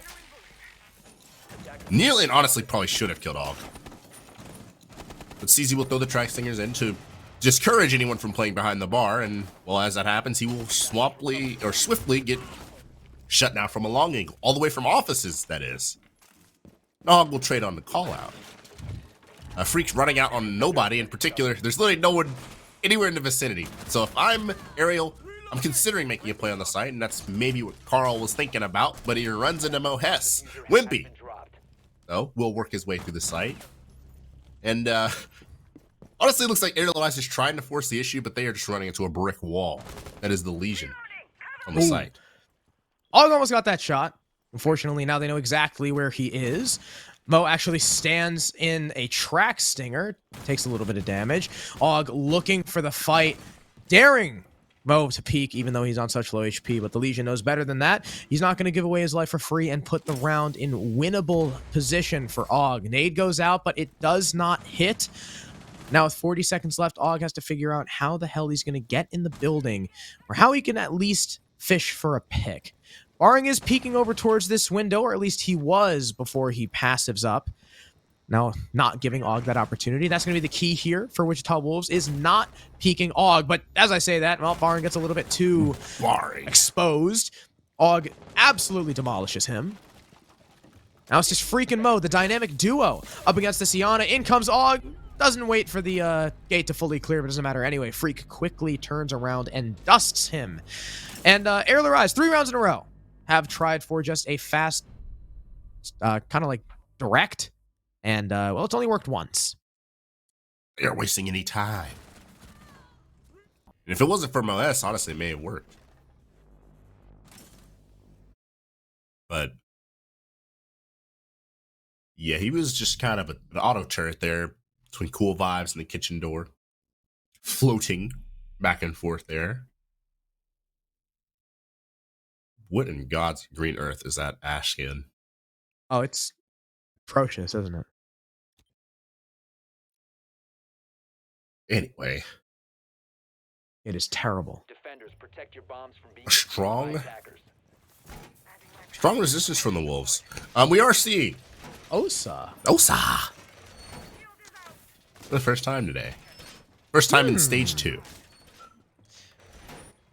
I wonder what season. So we've seen Osa attempted once before on this site. It was early in last stage. I remember Karn and Co tried playing it, and it sucked. It was terrible. I don't know if that was just Karn and Co maybe not working out the kinks, or Osa just not being 10 seconds remaining. useful at all.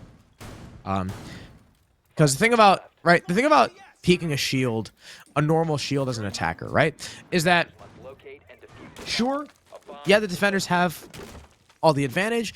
It's also pretty tough to see someone behind that shield. So if they're like bobbing and weaving and dancing around, it's even harder to get a pin on them. You know, with an Osa shield, you can just see through it. You know exactly when that attacker is going to peek. So a little bit weaker. It's mainly just for, standard hard cover. located by attackers. Sticking into the barricade, CZ will immediately die.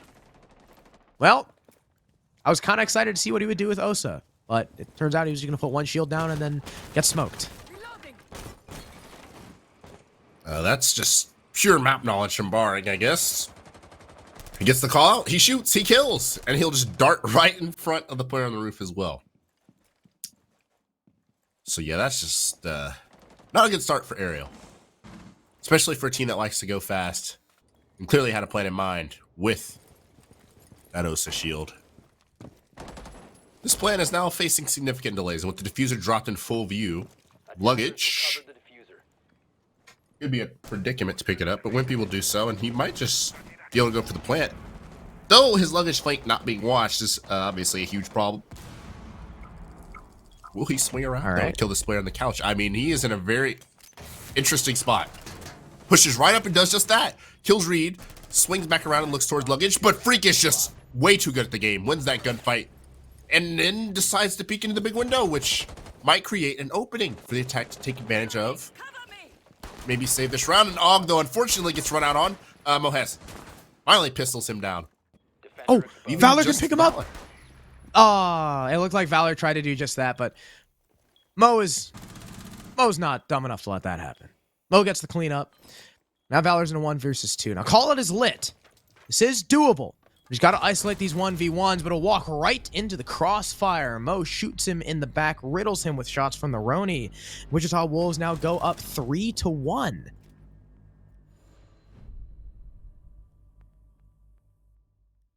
And really, that round just felt like a domino effect of PogChamp. Interesting.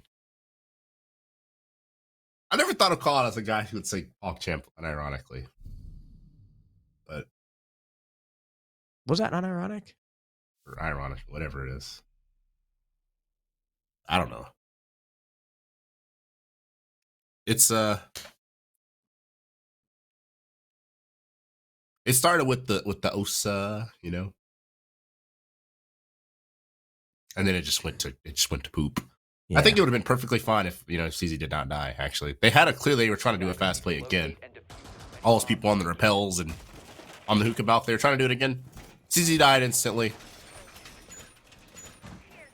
and yeah, they were forced to slow play it, and obviously it didn't work out for him. So that's something. Attackers have discovered the location of a bomb. CZ is 0-3 on entry right now. Barring is 4-0. Barring has found the opening pick literally every round. 10 seconds to go. Remember when I talked about Barring either like struggling to get above 5 kills or being a dominant force on the map? Attackers are heading out to defuse a bomb. Well, we saw one half last map, and I think we're seeing the better half right now. Wichita Wolves will now opt to defend Kitchen. This is the only site that Aerial Rise has won. Granted, Wichita Wolves or at least Barring, is continuing to look to get aggressive, but Aerial Rise now bringing that buck. Instead of going full horizontal and fast, it looks like they're going to full clear and actually play vertical.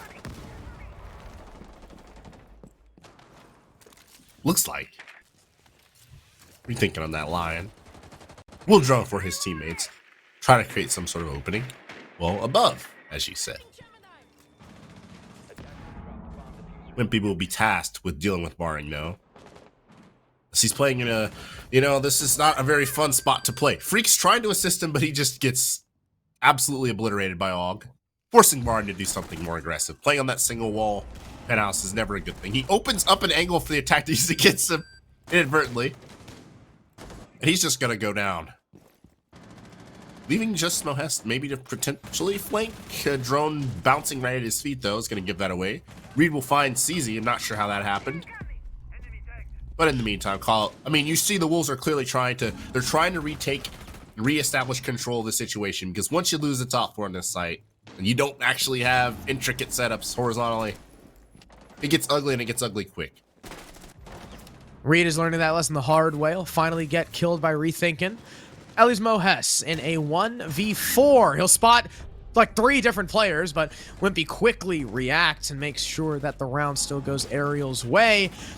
I thought he still had the skeleton cap when he got that kill, but that means Aerial take their second round. We are now within striking distance of a 3-3 half. Either way, Wichita Wolves probably still happy with the result, considering this is Coastline. Just like Chalet, it's an attacker-sided map, or at least that's what we like to think of it as. It'll be double bar for Wichita Wolves once again, and I imagine Aerial, since Wimpy is sticking that buck, at least I'm hoping, won't go fast horizontal. Probably going, fully clear hookah, fully clear in through billiards, get that vertical play down, etc. Because the round they did that just now on Kitchen, it worked wonders.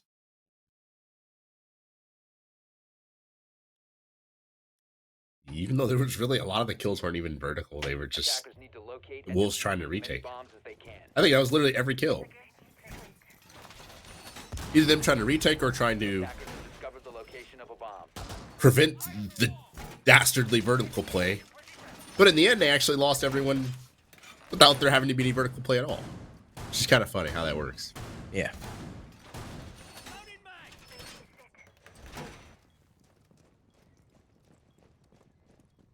So I suppose you're technically correct. Attackers have located a bomb. At the very least, the vertical play scared Wichita Wolves enough to make them get active. 5 seconds left. I don't know if that's going to be enough on bar, though, because, again, like you said, Kitchen is a site where that vertical play, wins and loses you rounds.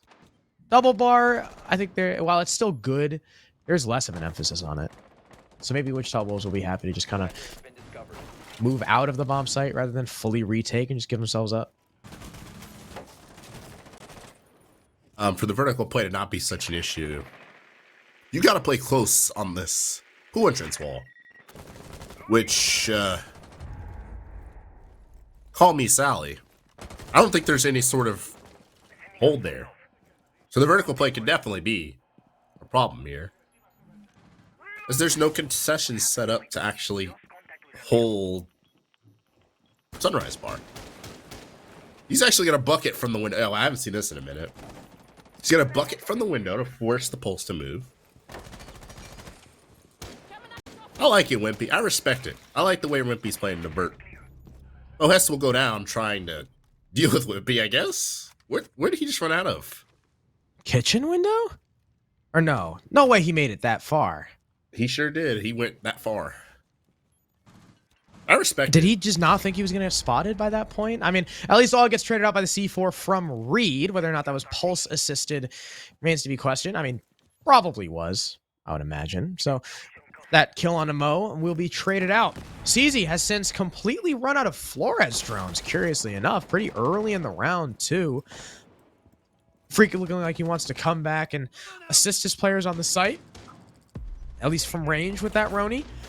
Callout will take a little bit of damage before he goes down. In fact, he does get a C4 kill before getting finished off by CZ. CZ spots Barring long, hopping off the couch. Man advantage now, in fact, now the round for Aerial Arise. They end up tying up the half.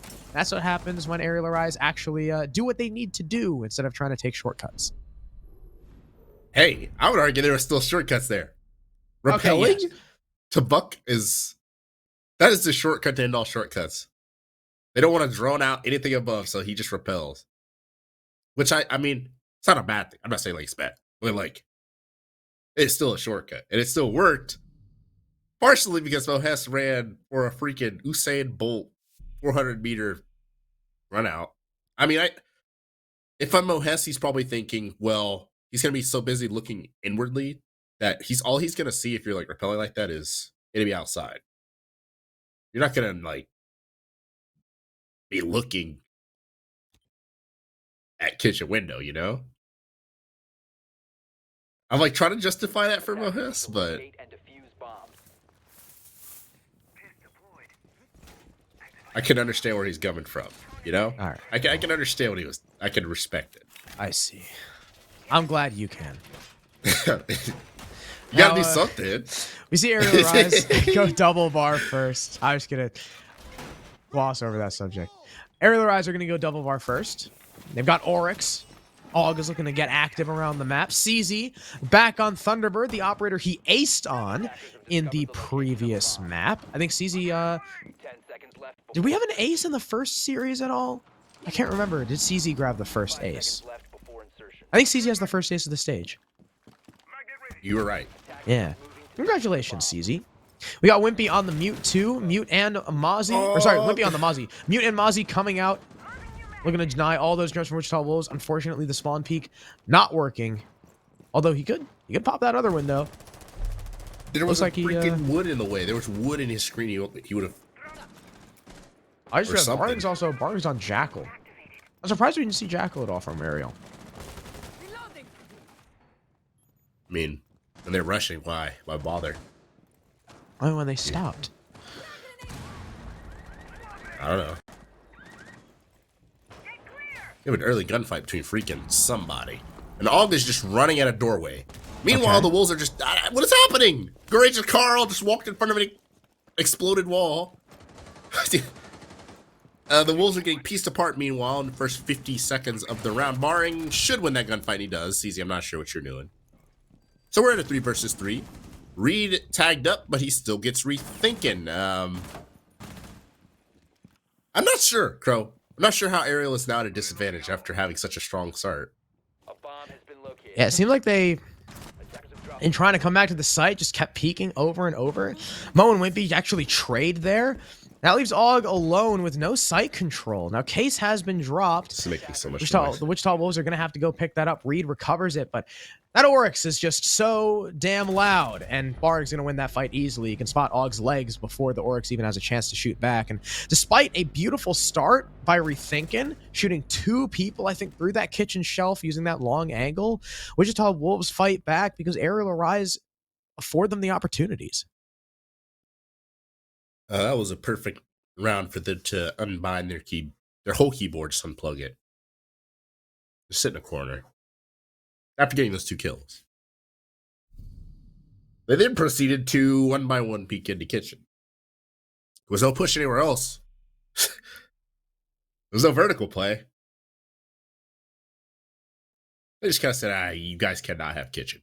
We will not let you have kitchen.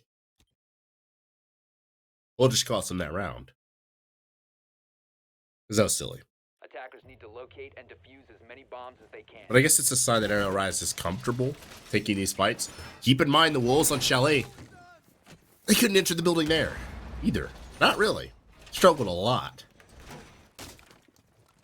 And a lot of their struggles in general were mostly on attack. So I can understand the confident approach from ARIAL, why they're so hell-bent on just contesting everything. But there's always a point to stop. 10 seconds to insert. Depending on the context, of course. 5 seconds left before insertion. Yeah, hopefully ARIAL kind of dial it back a little bit. Attackers I mean, if they want to get active early in the round, sure, you know, gain the advantage quickly. After that, you know, you don't need to start pushing back over and over again. Just let the remaining players of Wichita Wolves come to you. Now we see them defending onto Hookah. Again, pretty standard lineup, except for that Thunderbird. She's the really only off-meta operator here, but since it's CZ playing it, you know, he's been doing very well on her. Og has also since swapped onto Mozzie from Oryx. Wimpy has now picked up Malusi just to delay this attack a little bit further.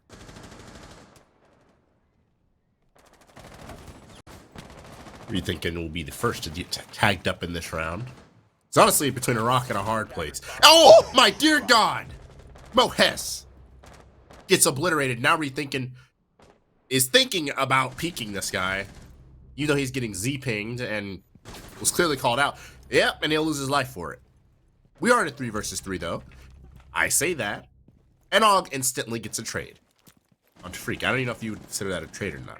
But yes, the Wolves diffuser down, and they're in dire straits as, well, I feel like we said this before, attackers recovered. or I did.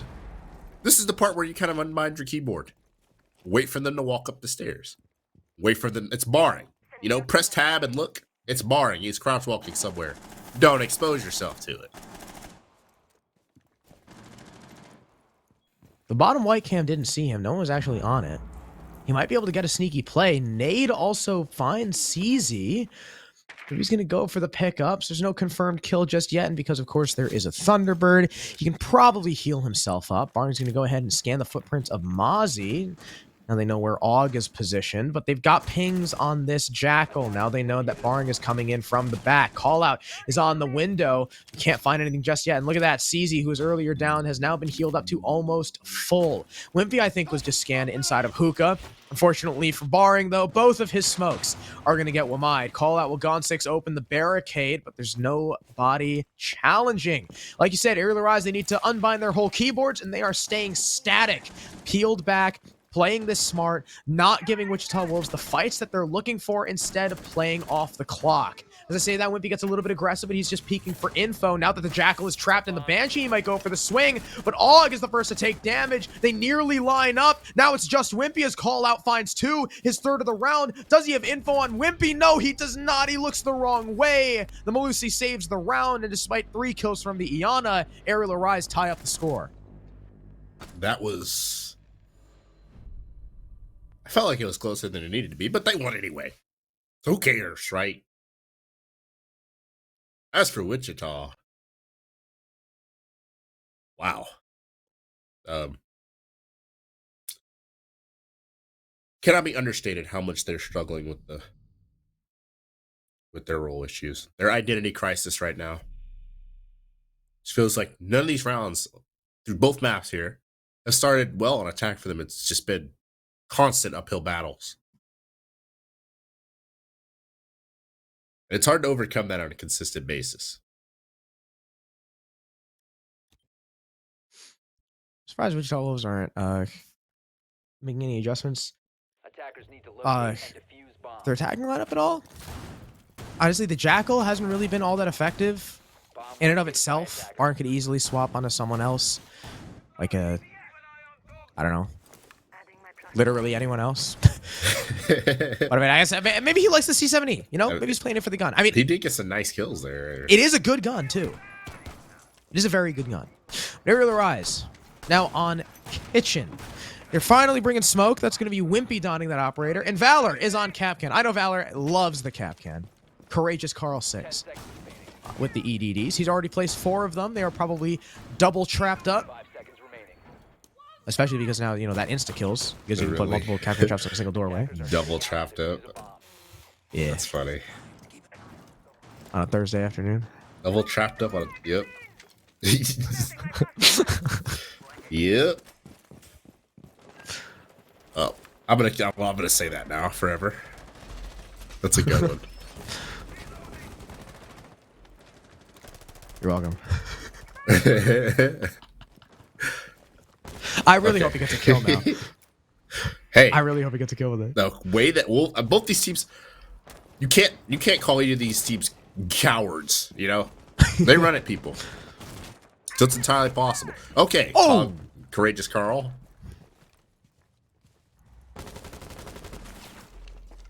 Maybe should not have been peeking that. Yeah, that was a beautiful shot from Call Out. Freak, in the meantime, has taken some damage, I think, actually from the Capcan trap on the hookah door. So, actually, no, he'd be at exactly half. So maybe not that Capcan trap. Maybe it was just stray shots. Next target, it appears, for this attack is going to be CZ. It's actually rethinking to fall next. CZ does get the refrag on Reed, but he's put very low, and he can't outduel Freak. Now it's Og and Wimpy. In a 2 versus 4, we've only had a minute 20 on the clock expire, and Aerial Arise are already in a pretty massive deficit. The Iana will run straight past service, though. Wimpy remains unseen. Og looks to come down White Stairs. There was someone in lobby. I think they've since dipped out of his direct sight line, though. And he'll start to get aggressive on the doorway. Now, the Iana is still outside. Freak now sprinting over towards Lamborghini. He's to Og's left. Og finds the Iana clone, but on the run out, can't connect the shots. Ash finds him. It's Wimpy. 1 versus 4. A whole minute left for this attack to play with. Agumine goes off to his backside. He could peek out and capitalize, but opts to remain hidden for now. Armed with the SMG-11, close and personal. He gets one, lights up another. Can't quite kill Barring, though. The shotgun ineffective at that range. And once again, Wichita Wolves take the lead. We are in for a fight over these last couple of rounds. LRI's not, or at least I try not to give an inch. But unfortunately, maybe they're living and dying by that sword a little too much. I mean, we actually had a Capcan we had so much fun talking about. Double trapped up. I mean, if you have a trap op, the whole point is that you don't have to physically shoot your opponent to like cause them problems. You let them walk in the traps. That's literally in Capcan's operator video. Yeah. If you've ever watched it, a lot of you guys are new. You probably don't know what an operator video is. But if you have watched it, you know, Capcan isn't swinging people in his op video. He's letting the people run into the trap. Maybe they should consider that next time they play traps. But anyway, we're going to Penthouse for the first time.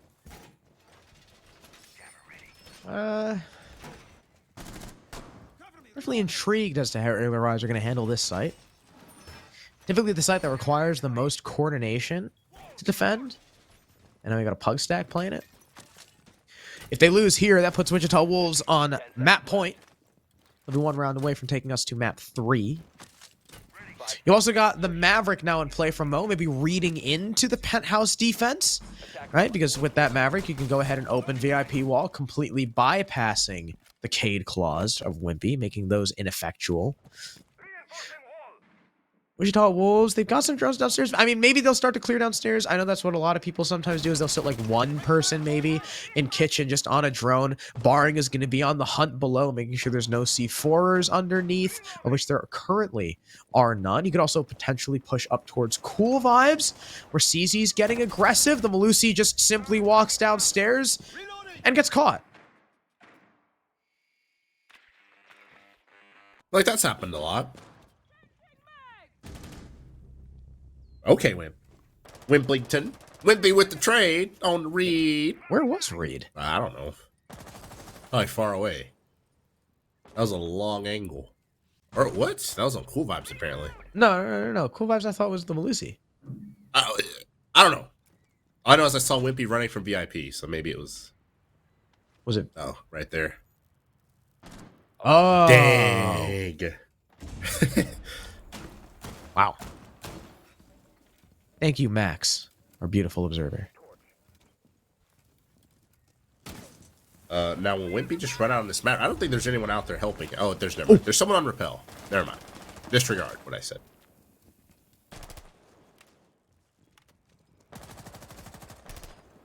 Dude, Wimpy wants to peek these guys, bro. He's going for these fights. He's Fortunately quite for literally him, doing it. because of the Electro Claw, he can't throw the C4 out, but he does spot the Iana. Deals a lot of damage to Call Out, but eats quite a few bullets as well, and he actually gets out of VIP rather safely with that revolver, using that speed buff to get away. Barring's bottom white. Rethinking, not overexposing himself just yet, but Wimpy sprints in, maybe trying to go down the staircase for the C4. Luckily, there's the refrag, though, from Rethinking. Wimpy, obviously not too happy about that, but we're still in a 3v3. Either, man. I would be so freaking pissed if I was Wimpy. Like, Barring's just sitting there the whole round. Okay. Courageous Carl with a nasty shot on the freak from long range, with the bulletproof staring at this push.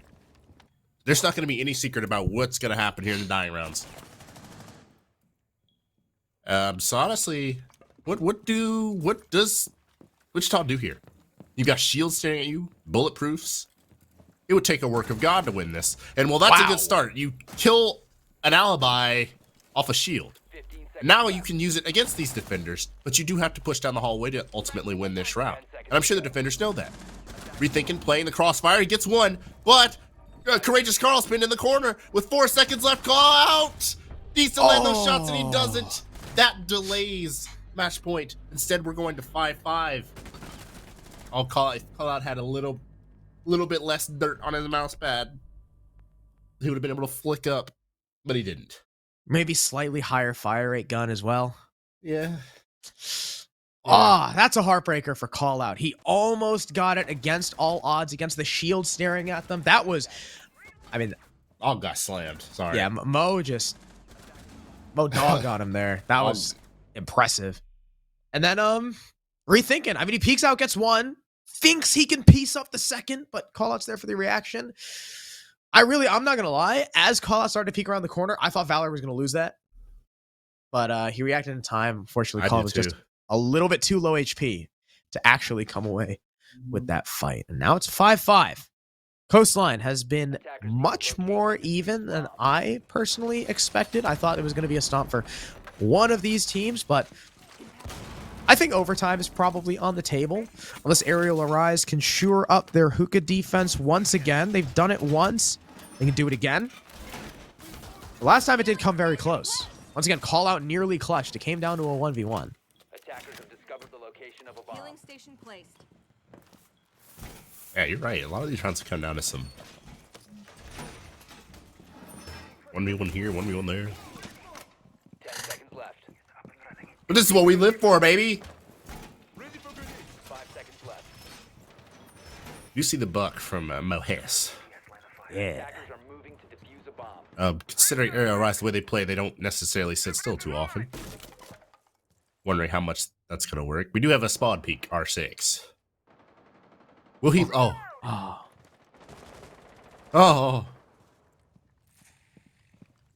Gathering intel. Unfortunate. Looks like Freak's waiting for it anyway. So,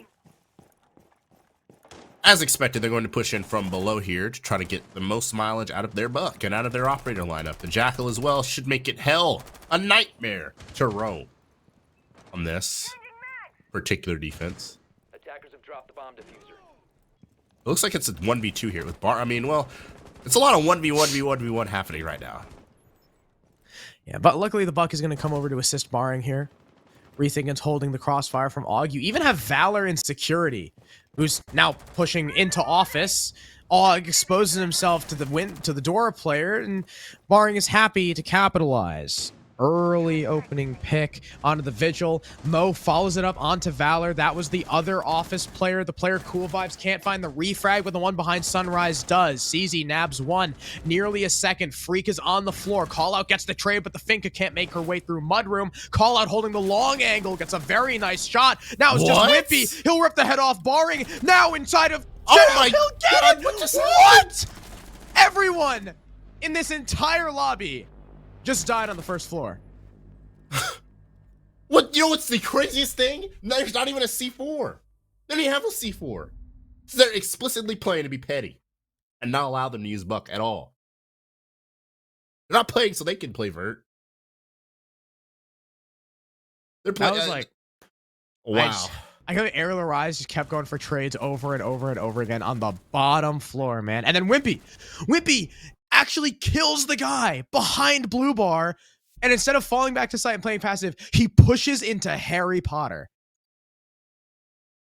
on the rocks and just posts up.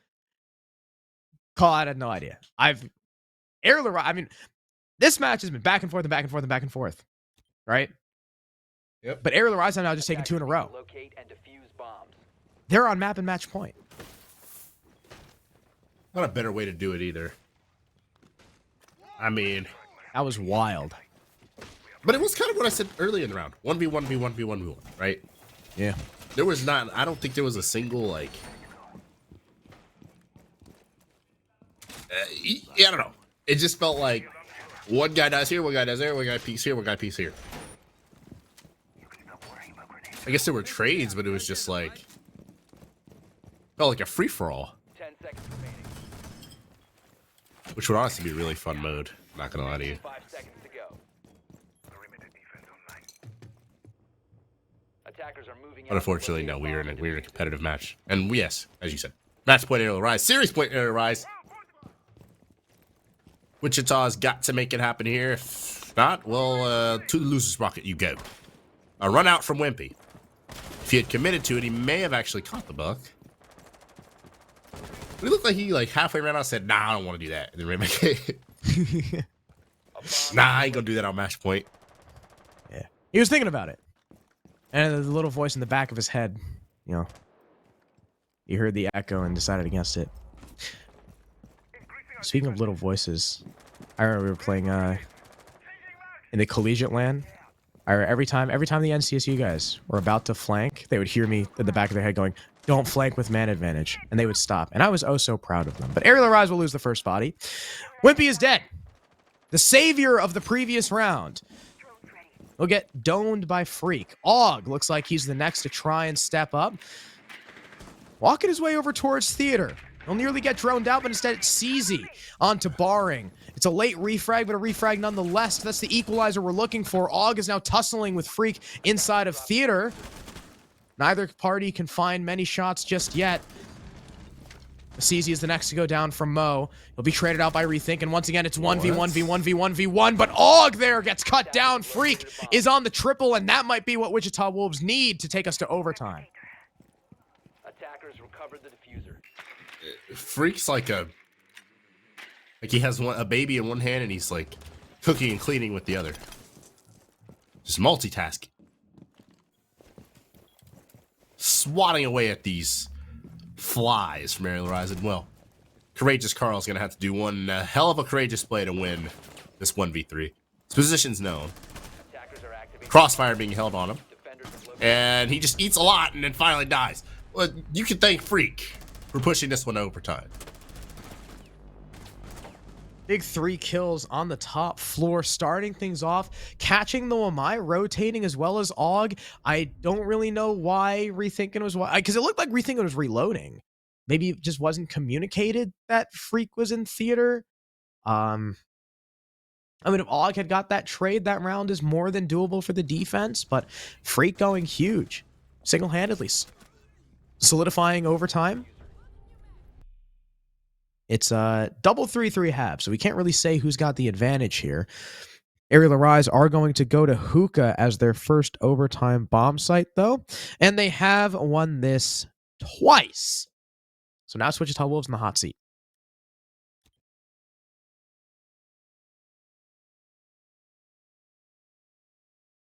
Defenders, protect your bombs from being defused by attackers. Yeah, I don't know. I don't know what to expect. The Wolves have tried everything from playing Vert to... I mean, they've tried it all. So let's see. Bomb located by attackers. See some clever shotgun holes going out here from Og off of Puri.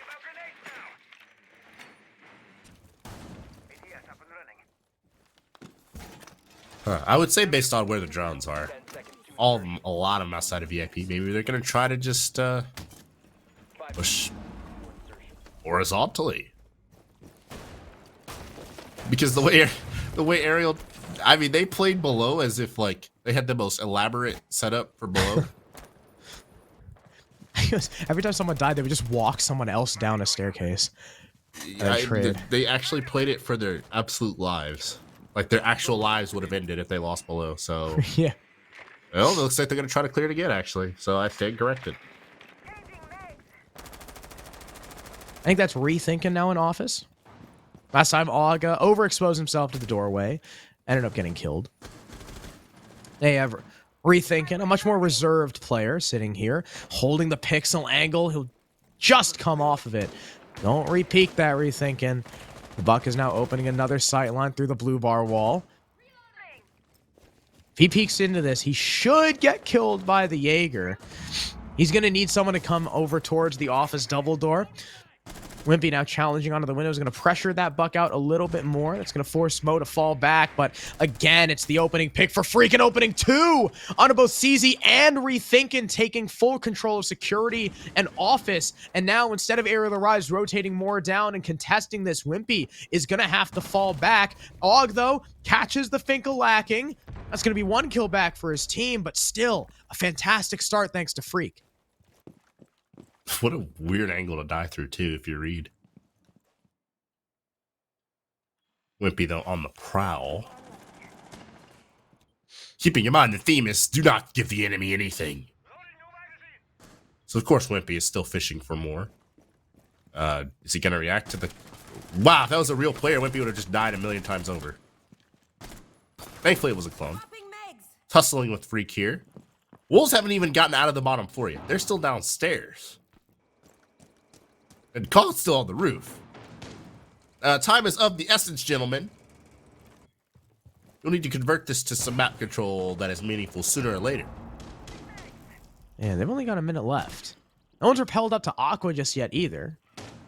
Wimpy is free to play around these holes. He'll finally hear the rappel line. Shots start to go out, but Freak does not expect him to be hugging the corner.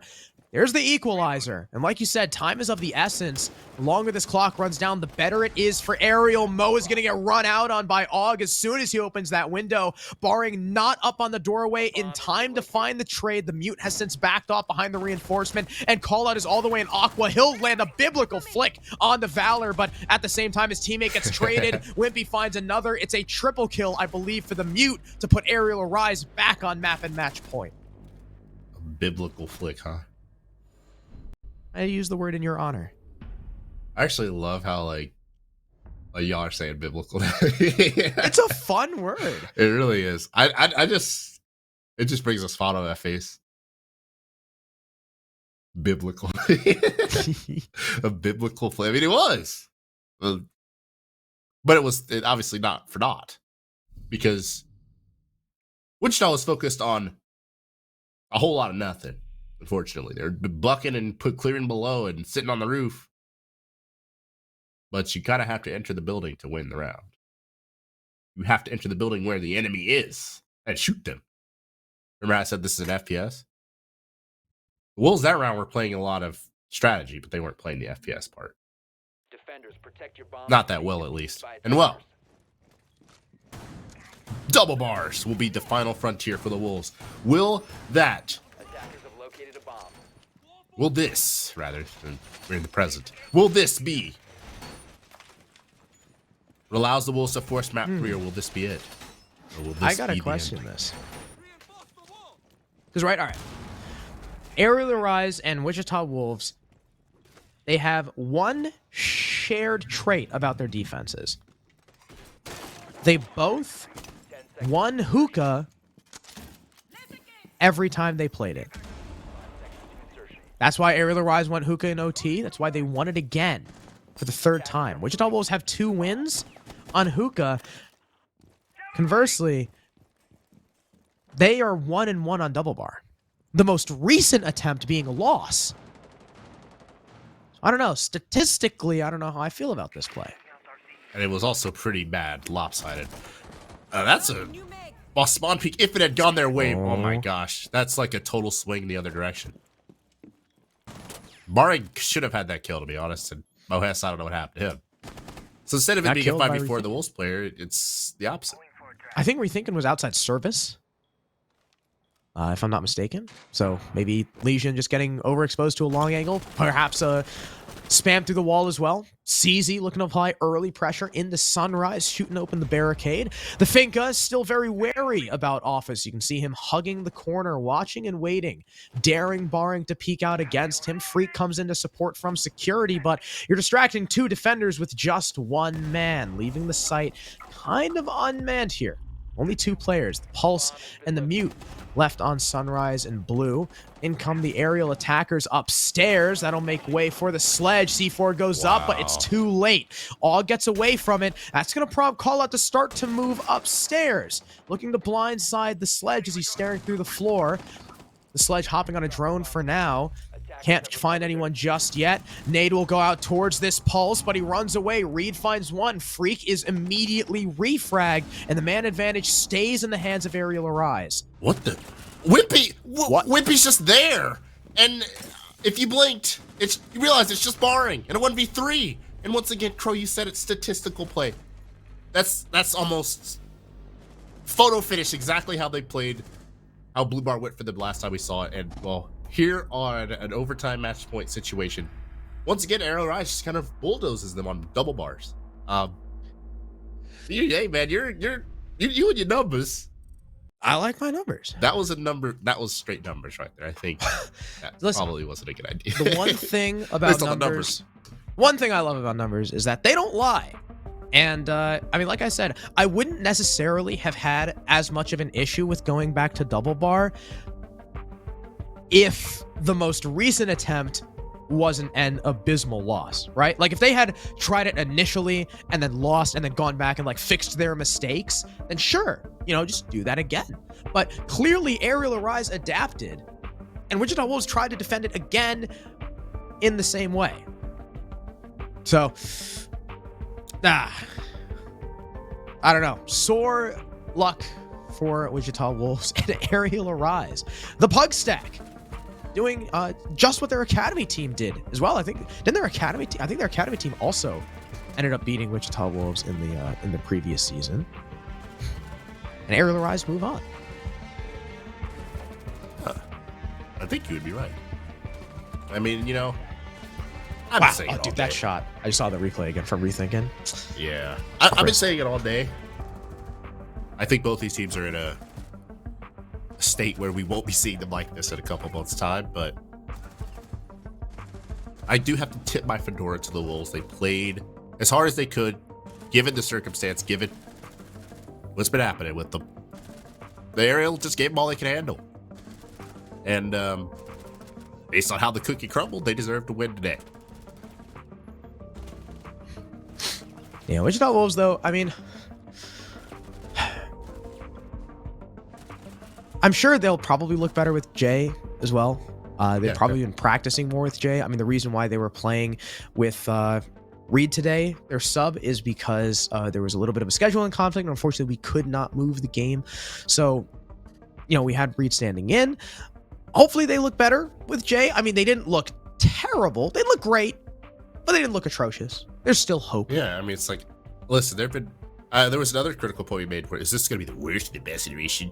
Like, honestly, I see potential for this iteration of the Wolves. Their stage 1 champion iteration a year ago, strikingly similar to this one. I think Barring adds a unique twist, being that guy kind of walking around the map and whatever. Yeah. He basically plays a more ratty or Abadai role, and I think that a lot, like the X Factor combined with Jay and Freak and Mo, I think it could be a strong team with time, for sure. X Factor, of course. Perfect. Yeah, that probably requires a little bit more practice. I mean, well done to Aerial Arise for moving on in the bracket in the winners side of the bracket. Remember, these are not single elimination. If you lose in our group, you still have another chance. So if Wichita Wolves end up winning their next game, they could perhaps be facing a rematch against the Aerial Arise. They still can make playoffs. That's important to remember. And unfortunately, none of the Aerial Arise players actually have cameras, so we don't have an interview. I'm not quite sure if we have stats either, because we didn't have stats for Chalet. But before we move on to anything else, CJ, there is someone that we need to talk about, right? We need to talk about Mavix chairs. Perhaps what Wichita Wolves needed was just a better gaming chair. Perhaps Arial Arises are of higher quality, and you can get yourself a high quality chair at mavix.com/NerdStreetGamers. You can buy them now. They've got quite a few models. You can use code NSG55 for $55 off a brand new chair. You can even finance them for as low as $22.22 a month.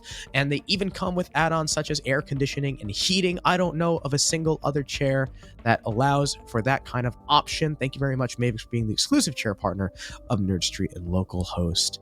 And they've been with us for quite a while. And here we go. We've got the map stats here. Our star player being the Wimpler, 15 and 8, almost a 2.0 KD. I mean, being the standout, not just on his team, but in the lobby as a whole. Wimpy's always been that guy. No matter what team he's been on, whether it's Joey Sports, which unironically used to be with Rethinking. It's funny, this is almost like a version of Joe, I'm sure, in some configuration. Let's get Ollie back. Yeah. I'm saying this. Wimpy has always been that guy. He's always been reliable. You can always count on. You can build a team around Wimpy, 100%. And that's honestly, they're kind of doing that. Obviously, this won't be the team that goes to CL. There's going to be changes, but I think they're going to be very, very, very extraordinarily competitive at SCS. And I've already tipped my fedora to the Wolves. They're a solid team. They just have issues that are extenuating. Or they have injuries, right, that they had to deal with in this matchup. Maybe they'll have their full lineup the rest of their bracket run. But yeah, it's a pleasure today. Wow, Barring was 6-0, by the way. I also just realized, throughout this entire series, throughout, what was it, 10, 4, throughout 24 rounds, Arial Arise had one plant. Because they do be killing. One, yeah. How many rounds did they win despite elimination? Let me see. What was the round they planted? I mean, I imagine a lot because they won a lot of attacks, right? Like, so probably a lot of. I don't actually know what round they planted. I apparently didn't mark it down. But out of 1, 2, 3, 4, 10, 11, out of 11 attacking rounds, they had one plant. I don't even know if they won the one that they had the plant on. Wow. Well then. Yeah, they were killing. They were killing a lot. But I think we have. I'm sure Fermi is probably getting it ready. Eventually, we'll probably have the Mike and Ike play of the day. Actually, it's Friday. We got the sweet play of the day. Is it CZ's Ace? I don't know. Or it could be Vivid's 1vx. That was awesome. CZ's Ace, I think, was a little too spread out to be, like play of the day, like flashy. Yeah, I just expect that from CZ. Oh, it's Giddy. Oh, yeah, that was biblical. This was great. Oh, yes. Catching Twizzler like mid-sprint, going up with the yokai and dropping it before getting off and pre-firing Maxily. And then getting back on. You can see TVA was already staring at the ceiling in the wrong direction. And he just couldn't adjust his aim in time. And if you want to be like Giddy, if you want to be an incredible Echo player and just an incredible player all around, they call him Giddy 2 Liddy for a very good reason, you can buy yourself a pack of Mike and Ike. Original, Mega Mix, Sour now, as they have. You can level up your game, power up your game. The pack of fruity, chewy, delectable candy. CJ, I like Mike and Ike's. Carter, the example I always use is that Carter hates fruit. Carter hates fruit vehemently and still likes Mike and Ike's. So if that isn't enough to convince you. He hates fruits? He does hate fruit and he hates fruit-flavored things, but he likes Mike and Ike. Go figure. I hate fruits too. Like, I don't like exotic ones, I just like the simple fruits. Not like a papaya. I don't like papaya either. Or whatever the hell. Anyway, the fruit talk. I think it's time we wrap it up, brother. Me too. We're done. That's it. Thank you very much, ladies and gentlemen, for joining us our opening day for SCS6 Stage 2. Now remember, this stage is actually going to be quicker than Stage 1. We're going to have more playdays throughout the week, I believe, so we can move things along and get ready for the last chance qualifier, because after that, we've got Pro-Am, which we're still hoping is going to be on land. So thank you all for joining us. Yeah, the Hopium, crossing our fingers. You can tune back in tomorrow, though, at 6 p.m. EST for another 2 best of 3s. I don't know who's casting that, but I'm sure they'll be great. It's not me. So don't be looking at me. I don't think it's you. Me neither.